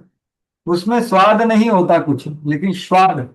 और स्वपच मतलब क्या? जो कुत्तों को पचाता है वो स्वपच। तो ये स्वाद है, मतलब क्या? ये जन्म में उसने जन्म इतना दुर्जाति में जन्म लिया है कि वो कुत्ता खाता है, सोचो। लेकिन वो भी अगर आपका नाम ग्रहण करता है, आपको प्रणाम करता है, आपका कीर्तन करता है ना, तो वो तुरंत उसका योग्यता बढ़ जाता है इस जीवन में। तो ये बोला गया। तो श्लोक देखिए, यन्नामधेय श्रवणानुकीर्तनात् यत् प्रव्रणात् यत् स्मरणादपि क्वचित्। तो क्या बोले देवहूति, हे भगवान, आपका जो नाम है उसका कोई श्रवण करता है, आपके गुणों का कीर्तन करता है, या आपको नमस्कार करता है, या आपका स्मरण करता है, वो आदमी चाहे स्वपच भी हो ना, वो तुरंत यज्ञ करने के लिए उचित योग्य हो जाता। स्वादोपि सत्य सवन, सवन में कल्पते मतलब सवन नाम का एक यज्ञ होता है, उस कल्पते मतलब योग्य हो जाता। कुतः पुनस्ते भगवान दर्शन, अरे फिर आपको वैयक्तिक दर्शन प्राप्त करने का मेरा भाग्य को मैं क्या मानूं? ऐसे देवहूति बोल, मेरे को तो आपका दर्शन प्राप्त हो गया, उसका क्या कहना? आपका सिर्फ नाम लेने से इतना होता है, आपका स्मरण करने से, आपका कथा कीर्तन करने से, आपको दंडवत करने से। तो ये भक्ति का शक्ति प्रारब्ध कर्मों को हरता है। तो ये स्वाद जो है वो, देखो यज्ञ करने के लिए अभी इधर यज्ञ का कोर्स चल रहा है, तो आदमी को सबसे पहले उपनयन होना चाहिए उसके पास, तो ही यज्ञ कर सकते। कोई भी जाके यज्ञ नहीं कर सकता कि यार कुछ सामने कुछ आग जला दिया और कुछ आहुति दे दिया तो यज्ञ हो गया, ऐसा थोड़ी है। इसके लिए योग्यता होता है, लेकिन वो योग्यता प्राप्त हो जाती है उसको। ऐसा ये प्रारब्ध हरत, प्रारब्ध का यहाँ पर अर्थ क्या हुआ कि दुर्जाति में जन्म लेने के बाद भी वो योग्य हो, तो ये है प्रारब्ध अर्थ। प्रारब्ध का अर्थ और है, प्रभुपाद जी के जब शिष्य जो लोग हैं जो हरिनाम करने के लिए जाते थे ना, धोती कुर्ता तिलक कंठी साड़ी, और जो प्रभु जी लोग थे वो पूरे ये केश को ये कर देते थे। तो ये सब भक्त और भक्ति भक्ति मतलब प्रभु जी माताएं लोग भक्ति करके वो इतने दैदीप्यमान हो जाते थे ना, क्योंकि वो शुद्ध जीवन जीते हैं, इसलिए उनके चेहरे में एक क्या हो जाता था, बहुत बड़ा एक प्रकाश होता था। तो बाहर के लोग उनको पूछते थे, अरे आप कौन सा साबुन इस्तेमाल करते हो, ऐसा फॉरेन के लोग, अरे आप लोग इतने कैसे क्या दैदीप्यमान दिखते हैं, ऐसे प्रभुपाद जी के शिष्यों को लोग पूछते थे। तो ये देखिए इसका अर्थ है कि प्रभुपाद जी बोलते हैं कि बाकी के लोग पाप करके उनके चेहरे इतने गिरे हुए होते हैं ना, तो ये भक्तों ने अभी कुछ साल के लिए हरिनाम लिया है, 4 नियम का पालन किया है, तो तुरंत उनके चेहरे में बदल हो गया। तो ये प्रारब्ध कर्म बदल हुआ कि नहीं हुआ, ये प्रारब्ध भी चेंज करता है भक्त। तो ये चंडाल का, तो इसका विस्तार से वर्णन है, आप देख सकते हो आगे। तो ये दुर्जाति एवं समनाय योग्यत्वे कारणम मतम, दुर्जात्य आरंभकम पापम यत् स्यात् प्रारब्धम एव तत्। तो यही प्रभुपाद जी आगे लिखे हुए हैं, यदि मनुष्य अपने पूर्व कर्मों के कारण ब्राह्मण कुल में या चांडाल कुल में जन्म लेता है, तो अपने पूर्व कर्म के कारण लेता है, तो ये जन्म ले लिया मतलब प्रारब्ध हो गया ना, अभी जन्म बदल सकते हो क्या। लेकिन कोई व्यक्ति चांडाल कुल में जन्म लेता है तो इसका अर्थ है उसके सभी विगत पूर्ण पाप पूर्ण था, इसलिए तो उन्होंने उधर जन्म लिया ना। किंतु ऐसा व्यक्ति भी भक्ति मार्ग को अंगीकार करके हरे कृष्ण कृष्ण कृष्ण हरे हरे, हरे राम राम राम हरे हरे का कीर्तन करता रहता है, तो वह तुरंत कर्मकांड करने के पात्र बने। तो ये निरंतर करता है, तब इसका अर्थ यह हुआ कि उसके सारे पाप करना तुरंत निष्प्रभावित हो गए। तो ये दोनों जो है, ये प्रारब्ध अप्रारब्ध का एक श्लोक में उपसंहार किया गया है, बहुत अच्छे से पद्म पुराण का श्लोक बताता है। पद्म पुराण में कहा गया है कि पाप 4 प्रकार के, तो क्या है वो, प्रारब्धम फलम पापम कूटम बीजम फलोन्मुखम क्रमेणैव प्रलीयेत विष्णु भक्तिर्रतात्मना। तो इसका अर्थ ऐसा है कि जो विष्णु भक्ति में रत है, विष्णु भक्ति रतात्मना, तो रत होने का मतलब विष्णु भक्ति में सिर्फ लगा हुआ नहीं है, रत होना अलग होता है। तो ये शुद्ध भक्ति में लगा हुआ, विष्णु भक्ति में रत है, रत अब करता है 24 घंटे। तो उसका क्या होता है, क्रमेण एवं प्रलीय, क्रम से उसका नष्ट हो जाता। प्रलीय हो जाना मतलब क्या, उसका नष्ट हो जाता। जो विष्णु भक्ति में लगा हुआ है उसका क्रमशः 4 चीज नष्ट होता। तो क्या नष्ट होता है, अप्रारब्ध फलम पापम कूटम बीजम फलोन्मुखम। तो ये सब पाप के 4 प्रकार है। तो सबसे पहला क्या है, अप्रारब्ध फलम, मतलब अप्रारब्ध पकड़ लीजिए, और फिर कूटम बीजम और फलोन्मुखम, और फलोन्मुख को आप प्रारब्ध समझ लीजिए, ठीक है। तो फलोन्मुख हो गया है जो, मतलब जो अभी उसको दिख रहा, तो उसको बोलते प्रारब्ध। लेकिन इसके ये दो तो हमने पहले देखे, अप्रारब्ध और प्रारब्ध, लेकिन उसके बीच में 2 और बताए गए, वो क्या है, कूट है और बीज है। तो ये 4 तरह के पाप है, ये चारों नष्ट करते हैं, ये क्रम से नष्ट करती है वो। तो सबसे पहले अप्रारब्ध नष्ट होता है, फिर कूट नष्ट होता है, फिर बीज नष्ट होता है, फिर प्रारब्ध नष्ट होता है। तो फलोन्मुख मतलब प्रारब्ध, प्रारब्ध फलोन्मुखम। बीज क्या है, जो प्रारब्ध मुख है, मतलब जो आपको आने ही वाला है वो बीज रूप में है, ऐसा समझ लीजिए।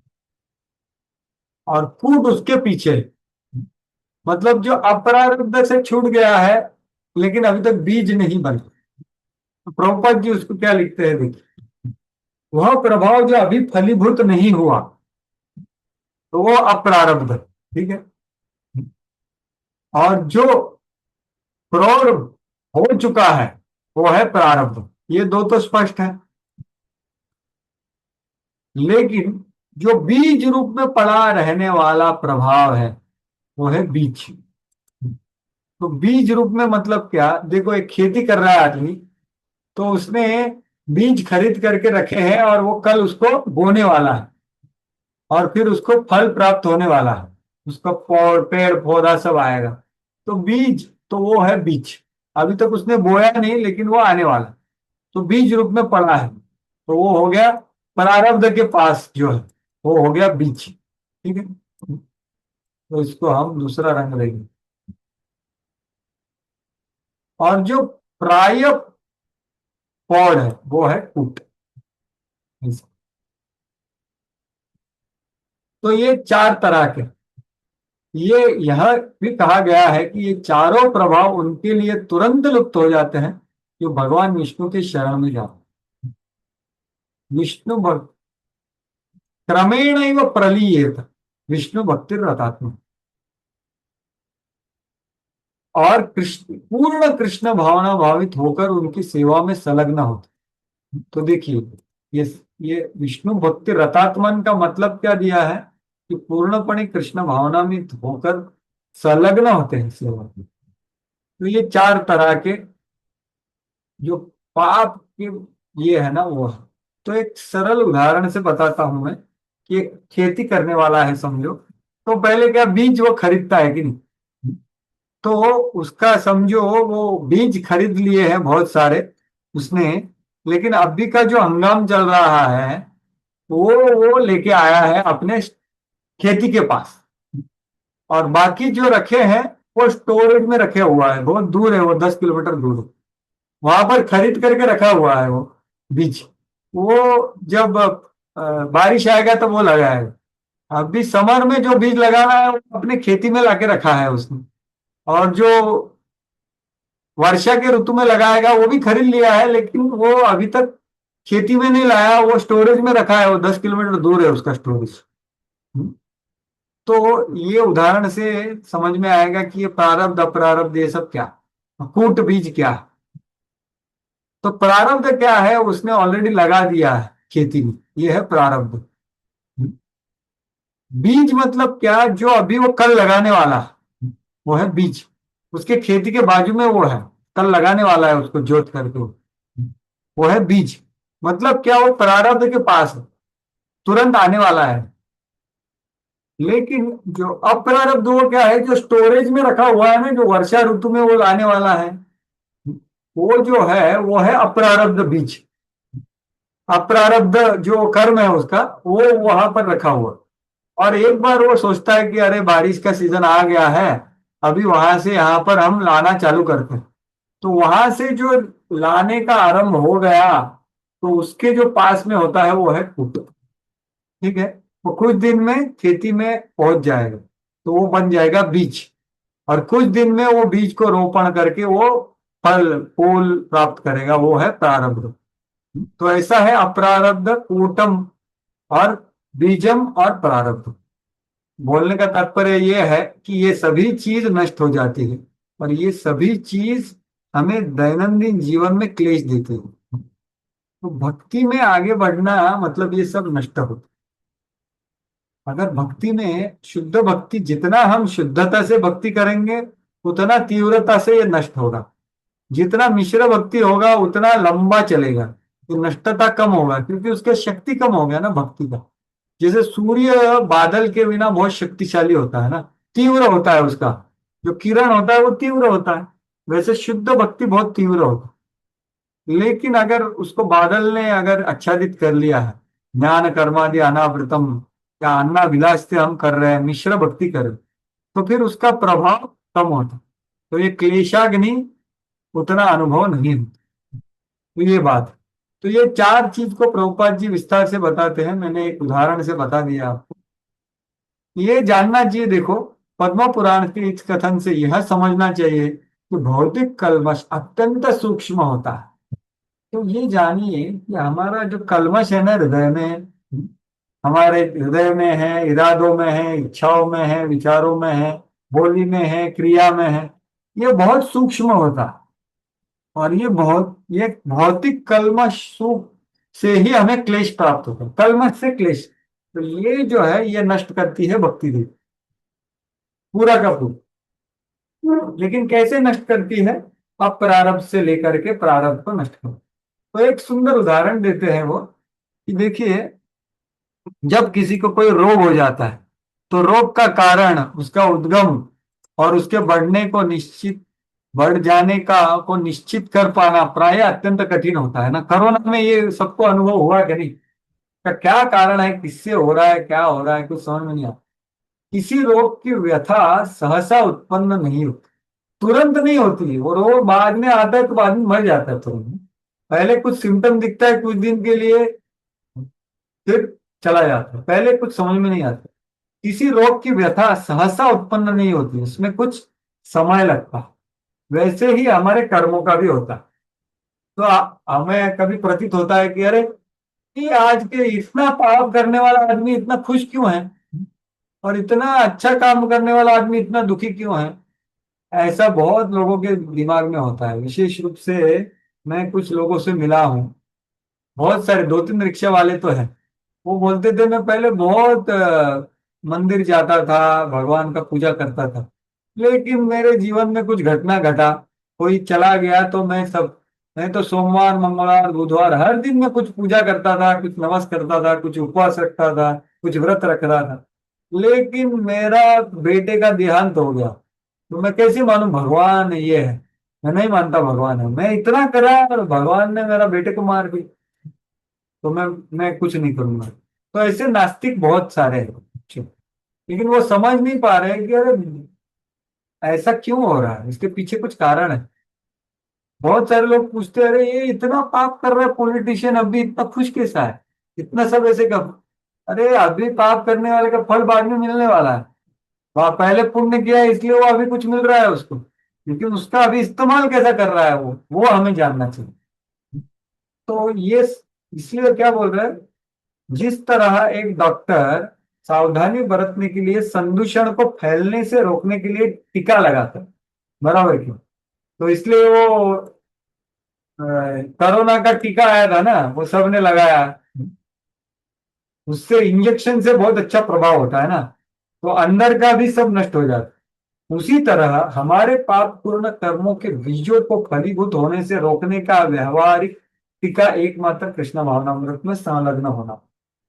तो ये हो गया भक्तों पाप का हरत्व। तो मैंने बताया कि क्लेश 3 प्रकार के होते हैं। एक होता है पाप, एक होता है तद बीज, उसका बीज, और वो कहता है अविद्या। तो पाप हरत्व में 2 प्रकार है प्राय, अप्रारब्ध प्रारब्ध, और वो दोनों के आसपास रहने वाले कुट बीज।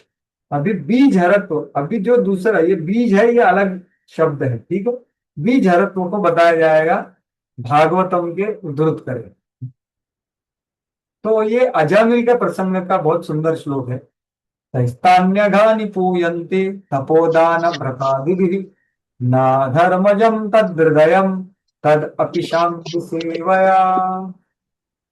तो इसका अर्थ ये है कि देखो तप, दान, व्रत इत्यादि करने से आदमी का पाप नष्ट हो जाता है, लेकिन पाप का जो बीज होता है, जिसको यहाँ पर तद हृदयम बोला है, जो अधर्मजम, अधर्मजम मतलब अज्ञानजम, और क्या तद हृदयम, पाप का हृदय मतलब पाप का बीज, मतलब पाप करने की प्रवृत्ति, पाप करने की इच्छा। तो वो बीज को वो नष्ट नहीं करते। देखो तप दान व्रत क्या है, सिर्फ वो फल को नष्ट कर देते हैं, लेकिन वो बीज को नष्ट नहीं करते। लेकिन अपि तदपि अंग्री सेवया, ईश अंग्री सेवा है, लेकिन भगवान के चरण कमल का जो सेवा है, भक्ति है, वो बीज को भी नष्ट करता है। ये यहाँ पर बोला गया है महत्वपूर्ण सिद्धांत। सुखदेव गोस्वामी संकेत करते हैं कि पाप कर्मों के प्रतिकार के लिए तप, दान तथा कर्म कांड संस्कृत विधियां हैं, किंतु इन्हें संपन्न करने से पाप पूर्ण कामना रूपी जो बीज हृदय से उसी तरह नहीं हटता जिस तरह अजामिल ने अपनी युवावस्था में नहीं कर सकता। देखो वो भी अच्छा ब्राह्मण था ना, इधर तो प्रभुपाद जी बोल रहे हैं कि वो अच्छा कर्तव्यनिष्ठ ब्राह्मण था, अच्छा भी था, कर्तव्यनिष्ठ था, मतलब तप, ज्ञान, याग ये सब करता था वो, लेकिन उसका पाप तो नष्ट हो गया, लेकिन पाप करने की प्रवृत्ति गई क्या? नहीं गई। जब उन्होंने वो वेश्या को और वो शूद्र को देखा तो पहले पाप करने की प्रवृत्ति वापस जागृत हो गई। तो ये अजामिल का पहला जो लाइफ में उसने भक्ति नहीं किया, तो ये तप वो सब किया, लेकिन यह पापपूर्ण कामना रूप बीज कृष्ण भावनामृत की प्राप्ति द्वारा हटाया जा सकता, जैसे अजामिल ने बाद में किया। इसलिए दूसरे शब्दों में जब तक मनुष्य भक्ति मार्ग को ग्रहण नहीं करता तब तक वह पाप कर्मों के फलों से 100% शुद्ध नहीं हो सकता।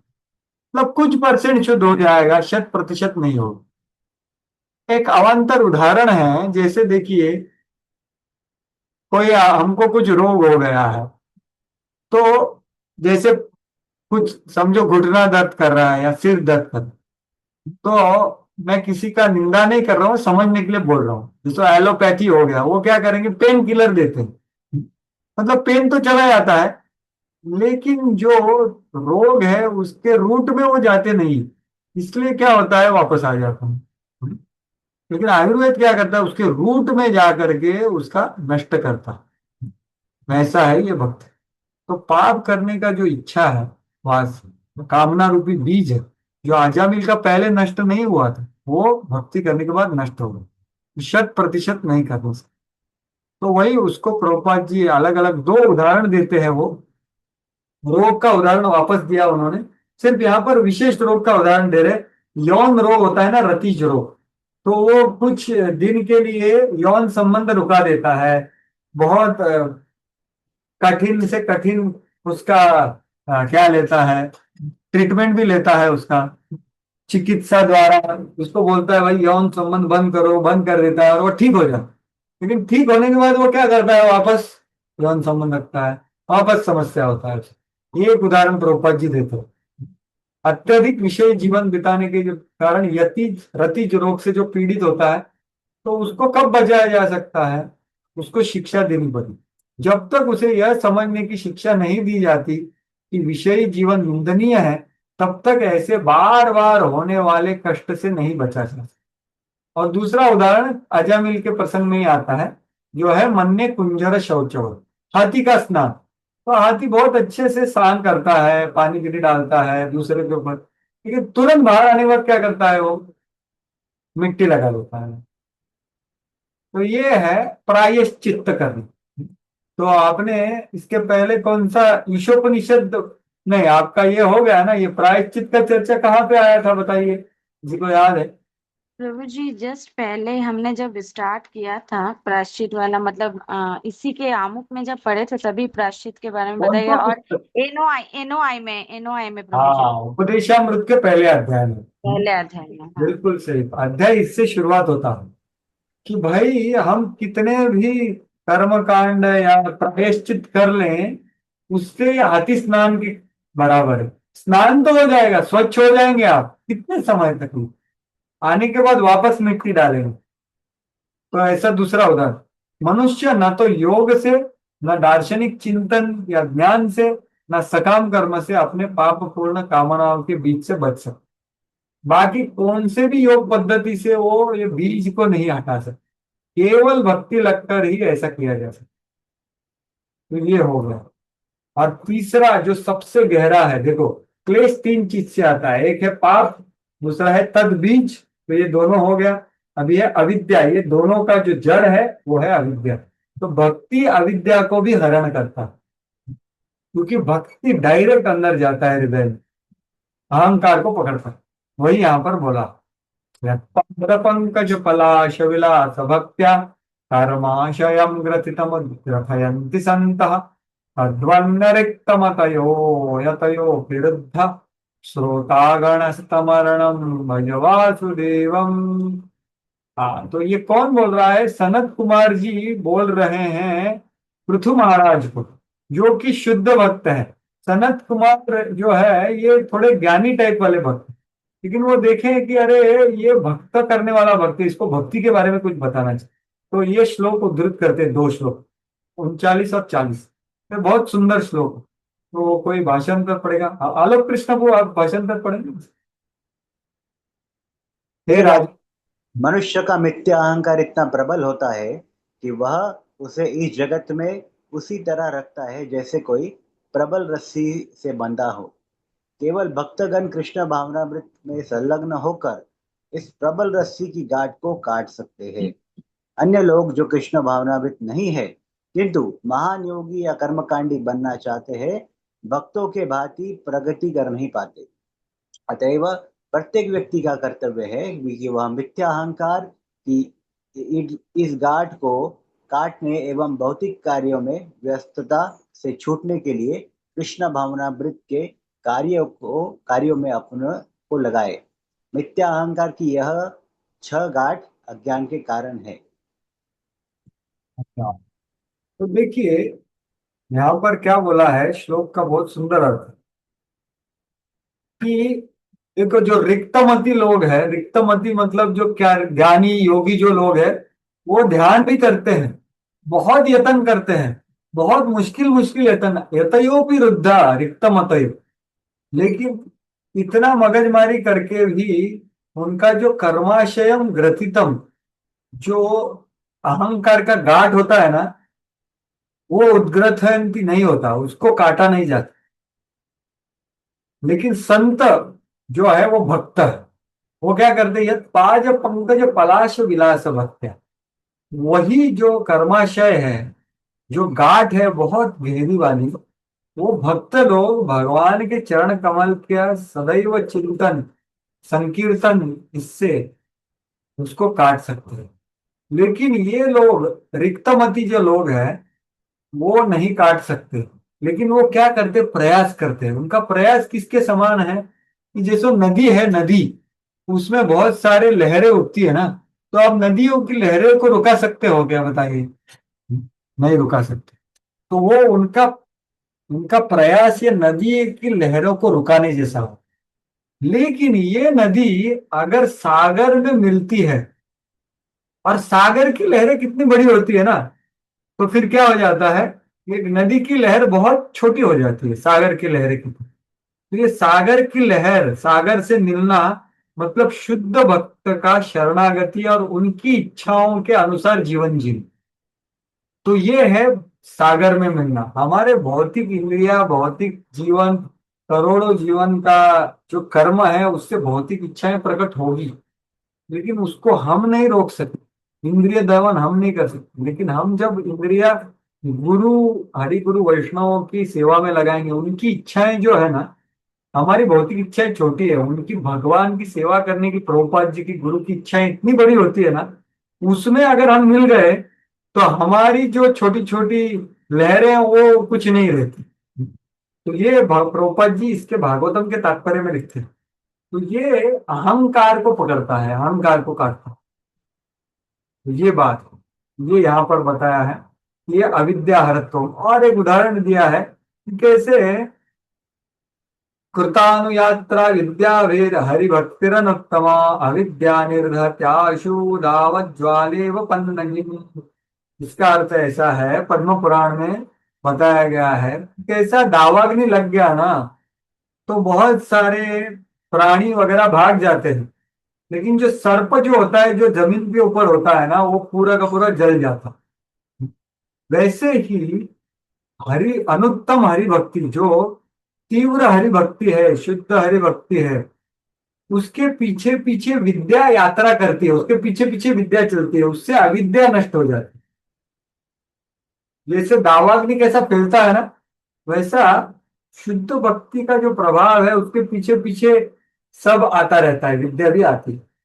तेषाम एव अनुकंपार्थम अहम विज्ञानजम तमः नाशयामि आत्मभावस्तो ज्ञान दीपेन भास्वर।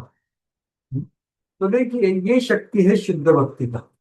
तो पूरा अंधकारमय वातावरण है, समझो आपने एक दिया जलाया तो क्या होता है, एक जगह पे दिया जलाया तो पूरा जगह पे प्रकाश होता है। तो ये शुद्ध भक्ति का दिया है, ये भगवान की।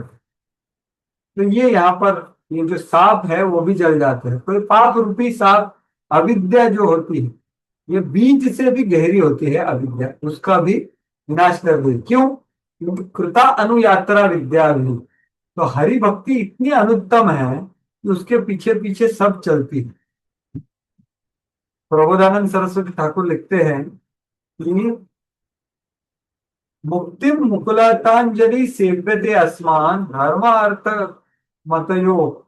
मतलब जो आदमी शुद्ध भक्ति करता है ना, उसके पीछे मुक्ति देवी भी पीछे रहती। तो बाकी समय बाकी लोगों का क्या कहना, धर्म अर्थ काम मोक्ष विद्या ये सब पीछे रहते हो, वो सब सब कुछ आ जाता।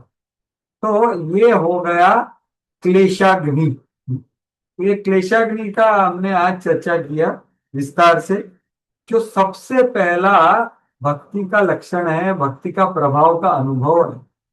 जितना हम शुद्ध भक्ति करने का प्रयास कर रहे हैं उतना हमारा जीवन में क्लेश कम होना चाहिए। इसका अर्थ हो गया हम कर रहे हैं। अगर बहुत समय लग रहा है मतलब हमें देखना चाहिए कुछ मिश्रण हो। तो अगला जो सेक्शन है वो है शुभदा। कृष्ण भावनामृत सर्व मंगलकारी है, तो वो हम आगे चर्चा करेंगे। लेकिन चर्चा करने से पहले अभी हमारे पास कुछ 5 एक मिनट बचे हैं। उसमें अगर किसी का कुछ संदेह, कुछ प्रश्न या कुछ विचार या कुछ टीका टिप्पणी है तो आप व्यक्त कर सकते हो। यस, आलोक कृष्ण प्रभु। हरे कृष्ण प्रभु, सादर प्रणाम।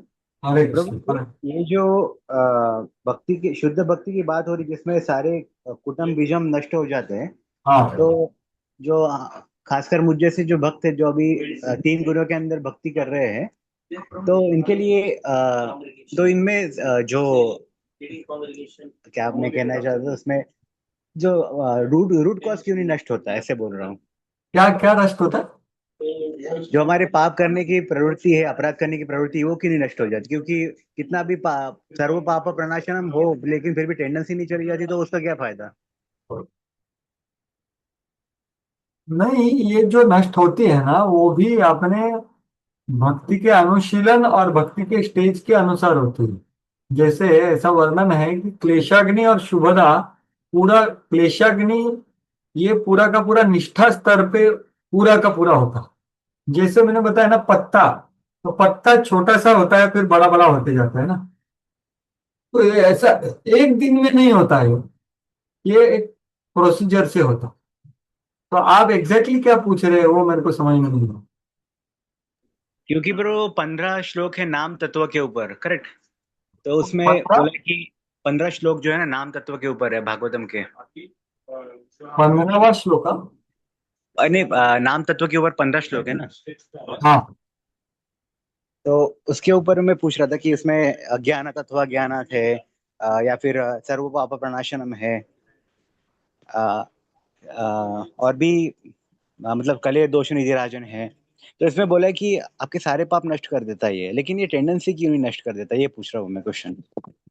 टेंडेंसी भी नष्ट करता है ना ब्रो। लेकिन ऐसा श्लोक में देखा नहीं। देखो बीजम का अर्थ क्या बताया हमने कि आजामिल का जो पहले वो तप दान करता था उससे वो पाप करने का प्रवृत्ति तो नष्ट नहीं हुआ ना, लेकिन भक्ति ऐसा करता है। तो भक्ति जरूर करता है, लेकिन अभी आप ऐसा बोल रहे हो तो हमारा अभी तक हुआ नहीं है। जैसे मैं भी बोल सकता हूँ कि मेरा अभी तक बीज हरत्व हुआ नहीं है, लेकिन ये रास्ते पे आगे हो जाएगा, ये हमें समझना चाहिए। अगर ऐसा आप विचार कर रहे हो तो ये एक क्रमेण ही वो प्रविलीय होता, मतलब अप्रारब्ध, फिर ये कूटम बीजम। तो ये बीज जो है वो बाद में नष्ट होगा। तो नष्ट, देखो आग लग गई है लेकिन अभी वो आग सब जला रही है, पूरा जल नहीं गया अभी। तो जैसे आगे बढ़ेंगे, आदव श्रद्धा साधु संग भजन क्रिया निष्ठा पे पहुंच जाएंगे, तब भी प्रायः वो बहुत कम हो जाएगा श्रीमद् भागवतम में भी, या नष्ट भी हो जाता है आगे तो, और आगे रुचि आ सकती है। तो ये पूरा साधक का स्टेज है ना प्रभु, आदव श्रद्धा से लेकर के आसक्ति तक पूरा साधन भक्ति तो है। तो ये ऐसा हो रहा है। अच्छा, मतलब प्रोसेस पूरा ही है, फॉलो करना पड़ेगा उसके लिए। यस, और आगे बढ़ने से ये स्टेशन है। आप अभी हम पुणे से नासिक जा रहे हैं, म्हणजे पुणे से मुंबई जा रहे हैं, तो अभी पुणे से अभी देहू रोड वगैरह आ गया है, कल्याण और दादर अभी तक नहीं आया, ऐसा बोल सकते। लेकिन बस अब ट्रेन में बैठे रहो, कोई समस्या नहीं, उतरो मत कुछ वड़ा पाव वगैरह खाने के लिए, बीच में उतरने का नहीं, शुद्ध भक्ति के ट्रेन में बैठे रहो, आगे स्टेशन आने वाला है वो 100%। हरि बोल। Thank you. ऐसा रूप गोस्वामी जी हमको, प्रभुपाद जी हमको ये दे रहे हैं, विश्वास दे रहे, ठीक है? Thank you. हरे कृष्ण। और किसी का? हाँ, रेखा सिंह माता जी कुछ? हाँ प्रभु जी, मुझे ये पूछना था, जैसे अभी आपने बताया कि साधन भक्ति से भाव भक्ति में जब हम आते हैं तो एक कुछ स्टेजेस होते हैं, लेकिन एज अ ह्यूमन बीइंग हमारे कुछ रिस्पॉन्सिबिलिटीज होती है, या फिर हम जॉब करते हैं, तो वहां हमें जो नॉन डिवोटीज होते हैं उनसे भी आदान प्रदान करना होता है। बिल्कुल तो बिल्कुल। हाँ, तो ऐसे समय में कभी कभी हम थोड़ा भक्ति से अलग हो जाते हैं, मतलब दिन भर तो हम वो नहीं कर पाते हैं। जैसे तो कि उदाहरण दे सकते हैं? हाँ, जैसे अभी मैं एक टीचर हूँ, तो अभी मैं स्कूल जा रही हूँ, तो मैं बच्चों को सिलेबस पढ़ा रही हूँ, जो मेरा सिलेबस है, तो अभी मैं 6 घंटे स्कूल में हूँ, तो मैं उस समय तो कोई भक्ति की बातें नहीं करती हूँ। जो भौतिक चीज है वही उनको पढ़ा रही हूँ, वही उनको बता मैथ रही हूँ। साइंस से पढ़ा रहे थे, बिल्कुल। फिर मैं उस समय कैसे कनेक्ट करूँ, मतलब कैसे उसको भक्ति से कैसे कनेक्ट करूँ? हाँ, बहुत अच्छा प्रश्न है, बहुत प्रामाणिक प्रश्न है। तो देखिए, हमारे जीवन में हमको वार्ता तो करनी पड़ेगी, वृत्ति तो करनी पड़ेगी ना। वृत्ति और वार्ता मतलब क्या, कि हमारा उपजीविका करने के लिए कुछ करना पड़ेगा, प्राय करना पड़ता है। हमारा स्तर अभी इतना नहीं है कि भाई भगवान हमको सब ये कर देंगे, योगक्षेम महाम्यहम्, हालांकि भगवान बोलते हैं वैसे। तो हमने क्या प्रयास करना चाहिए, गुरु के मार्गदर्शन के अनुसार हमारा वृत्ति को चयन करना चाहिए। तो आपका वृत्ति तो शिक्षिका है, वो बहुत अच्छा वृत्ति है, क्योंकि उसमें तो गलत कार्य तो कुछ है ही नहीं। आप क्या मैथ साइंस वगैरह पढ़ा रहे हो? कुछ लोग तो कुछ समझो कुछ कार्य है उसमें पाप कर्म भी होता है, वैसा देखा जाए तो आपका वृत्ति काफी शुद्ध है एक तरह से देखा जाए, लेकिन डायरेक्टली भक्तिमय नहीं है, बराबर की। तो उसको डायरेक्टली भक्तिमय कब होगा, जब हम वो कृष्ण के लिए करेंगे, गुरु के आदेश के अनुसार करेंगे, और जो कर्म करते हैं ना उसके फल भी कृष्ण को देंगे, तब वो उसमें कृष्ण आएंगे। कृष्ण की खुशी के लिए, कृष्ण का परिवार मेंटेन करने के लिए मैं ये शिक्षिका का जॉब करूंगी। तो ऐसा तो कृष्ण को हमें लाना है चिंतन में, हमारे श्रद्धा में, हमारे विचारों में, हमारे निर्भरता में। और ये कैसे आएगा, गुरु के मार्गदर्शन के अंडर हम जब भक्ति करेंगे। तो गुरु ने हम तो बताया नहीं ना, सब छोड़ छाड़ करके भक्ति करो, ऐसा बताया कि गुरु महाराज ने नहीं बताया।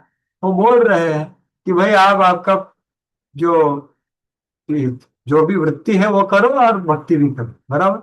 लेकिन अभी वो वृत्ति में हमें कैसा चिंतन करना चाहिए कि भाई मैं उधर अच्छा उदाहरण प्रस्तुत करूं कि सब बच्चे या बाकी के शिक्षक भी भक्त बन जाए, और मैं प्राय जहां पर कुछ संदर्भ है वहां पर मैं कृष्ण के बारे में बता सकती हूँ, संदर्भ आएगा उधर तो।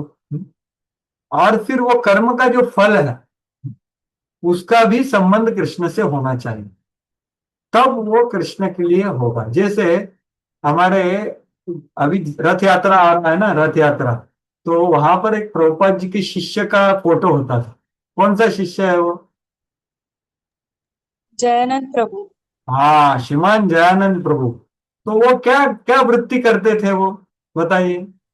पैसे, मतलब जो भी फाइनेंस का था वो करते थे, गाड़ी चलाते थे और ये सब करते हाँ, थे। सिर्फ गाड़ी चलाते थे वो, उनका बिजनेस पूरा दिन गाड़ी चलाते थे एक्चुअली। और पूरा मंदिर भी चलाते थे। सोचो, गाड़ी चला, रात भर गाड़ी चला के दिन भर सेवा। लेकिन वो गाड़ी चलाते वक्त पूरा का पूरा कृष्ण भावना भावित थे। जो पीछे बैठता था ना, उससे वो वार्तालाप करते थे और उसको बताते थे कृष्ण के बारे में। और फिर जो भी उससे प्राप्त होता था वो प्रभुपाद जी की मिशन की सेवा में देते थे। और वो पूरे कृष्ण भावना भावित थे। वैसे अम्बरीश प्रभु है, वो इतने बड़े बिजनेसमैन हैं, हजारों कंपनियां चलाते हैं, लेकिन प्रभुपाद जी बोले कि अरे ये सब छोड़ दो, भक्ति में लग जाओ। नहीं, आप जो कर रहे हो उसको कृष्ण से जोड़ो। और तब भी हमें कृष्ण के प्रसन्नता के लिए करना चाहिए। तो ये ये हम ला सकते हैं। जो भी हमारी वृत्तियां हैं पहले वो शुद्ध होनी चाहिए, उसमें पाप कृत्य नहीं होना चाहिए डायरेक्टली इनडायरेक्टली।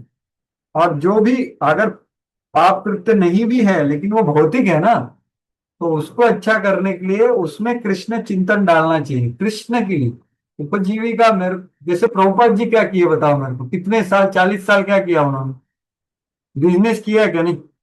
यस क्योंकि उनका यस फैमिली था, बच्चे थे, सबको चलाने के लिए। लेकिन उनका ध्येय क्या था, मेरे गुरु ने आदेश दिया है मुझे। तो वो क्या करते थे, जहां भी बिजनेस है वहां पर जो गौड़िया मठ है उसको वो मदद करेंगे, प्रचार करेंगे। बिजनेस भी किया उन्होंने। तो सभी जोड़ना है, छोड़ना नहीं। लेकिन इसके लिए क्या करना है हमें, गुरु के मार्गदर्शन के अंदर। और ये जो प्रभुपाद जी ने ग्रंथ दिए हैं जैसे भक्ति रसामृत सिंधु, इसका श्रवण और पठन करना चाहिए। इससे क्या होगा, कृष्ण हमारे चेतना में, हमारे वृत्तियों में, हमारे विचारों में हमेशा प्रवेश करेंगे। और फिर क्या होगा, हम 24 घंटे फिर जैसे प्रभुपाद जी बोल रहे हैं ना इधर, अनुशीलन कर पाएंगे।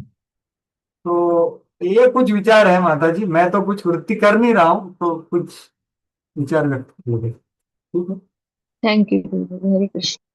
और माता जी देखिए, शिक्षक की बहुत बड़ी जिम्मेदारी है एक्चुअली। आपके पास बहुत श्रद्धा से बहुत सारे बच्चे बहुत सारे साल आपके साथ सीखते हैं। तो अगर आपसे थोड़ा बहुत संबंध भी हो गया तो बाद में वो भक्त बन सकते हैं, उनको प्रसाद खिलाएंगे उनको अच्छा।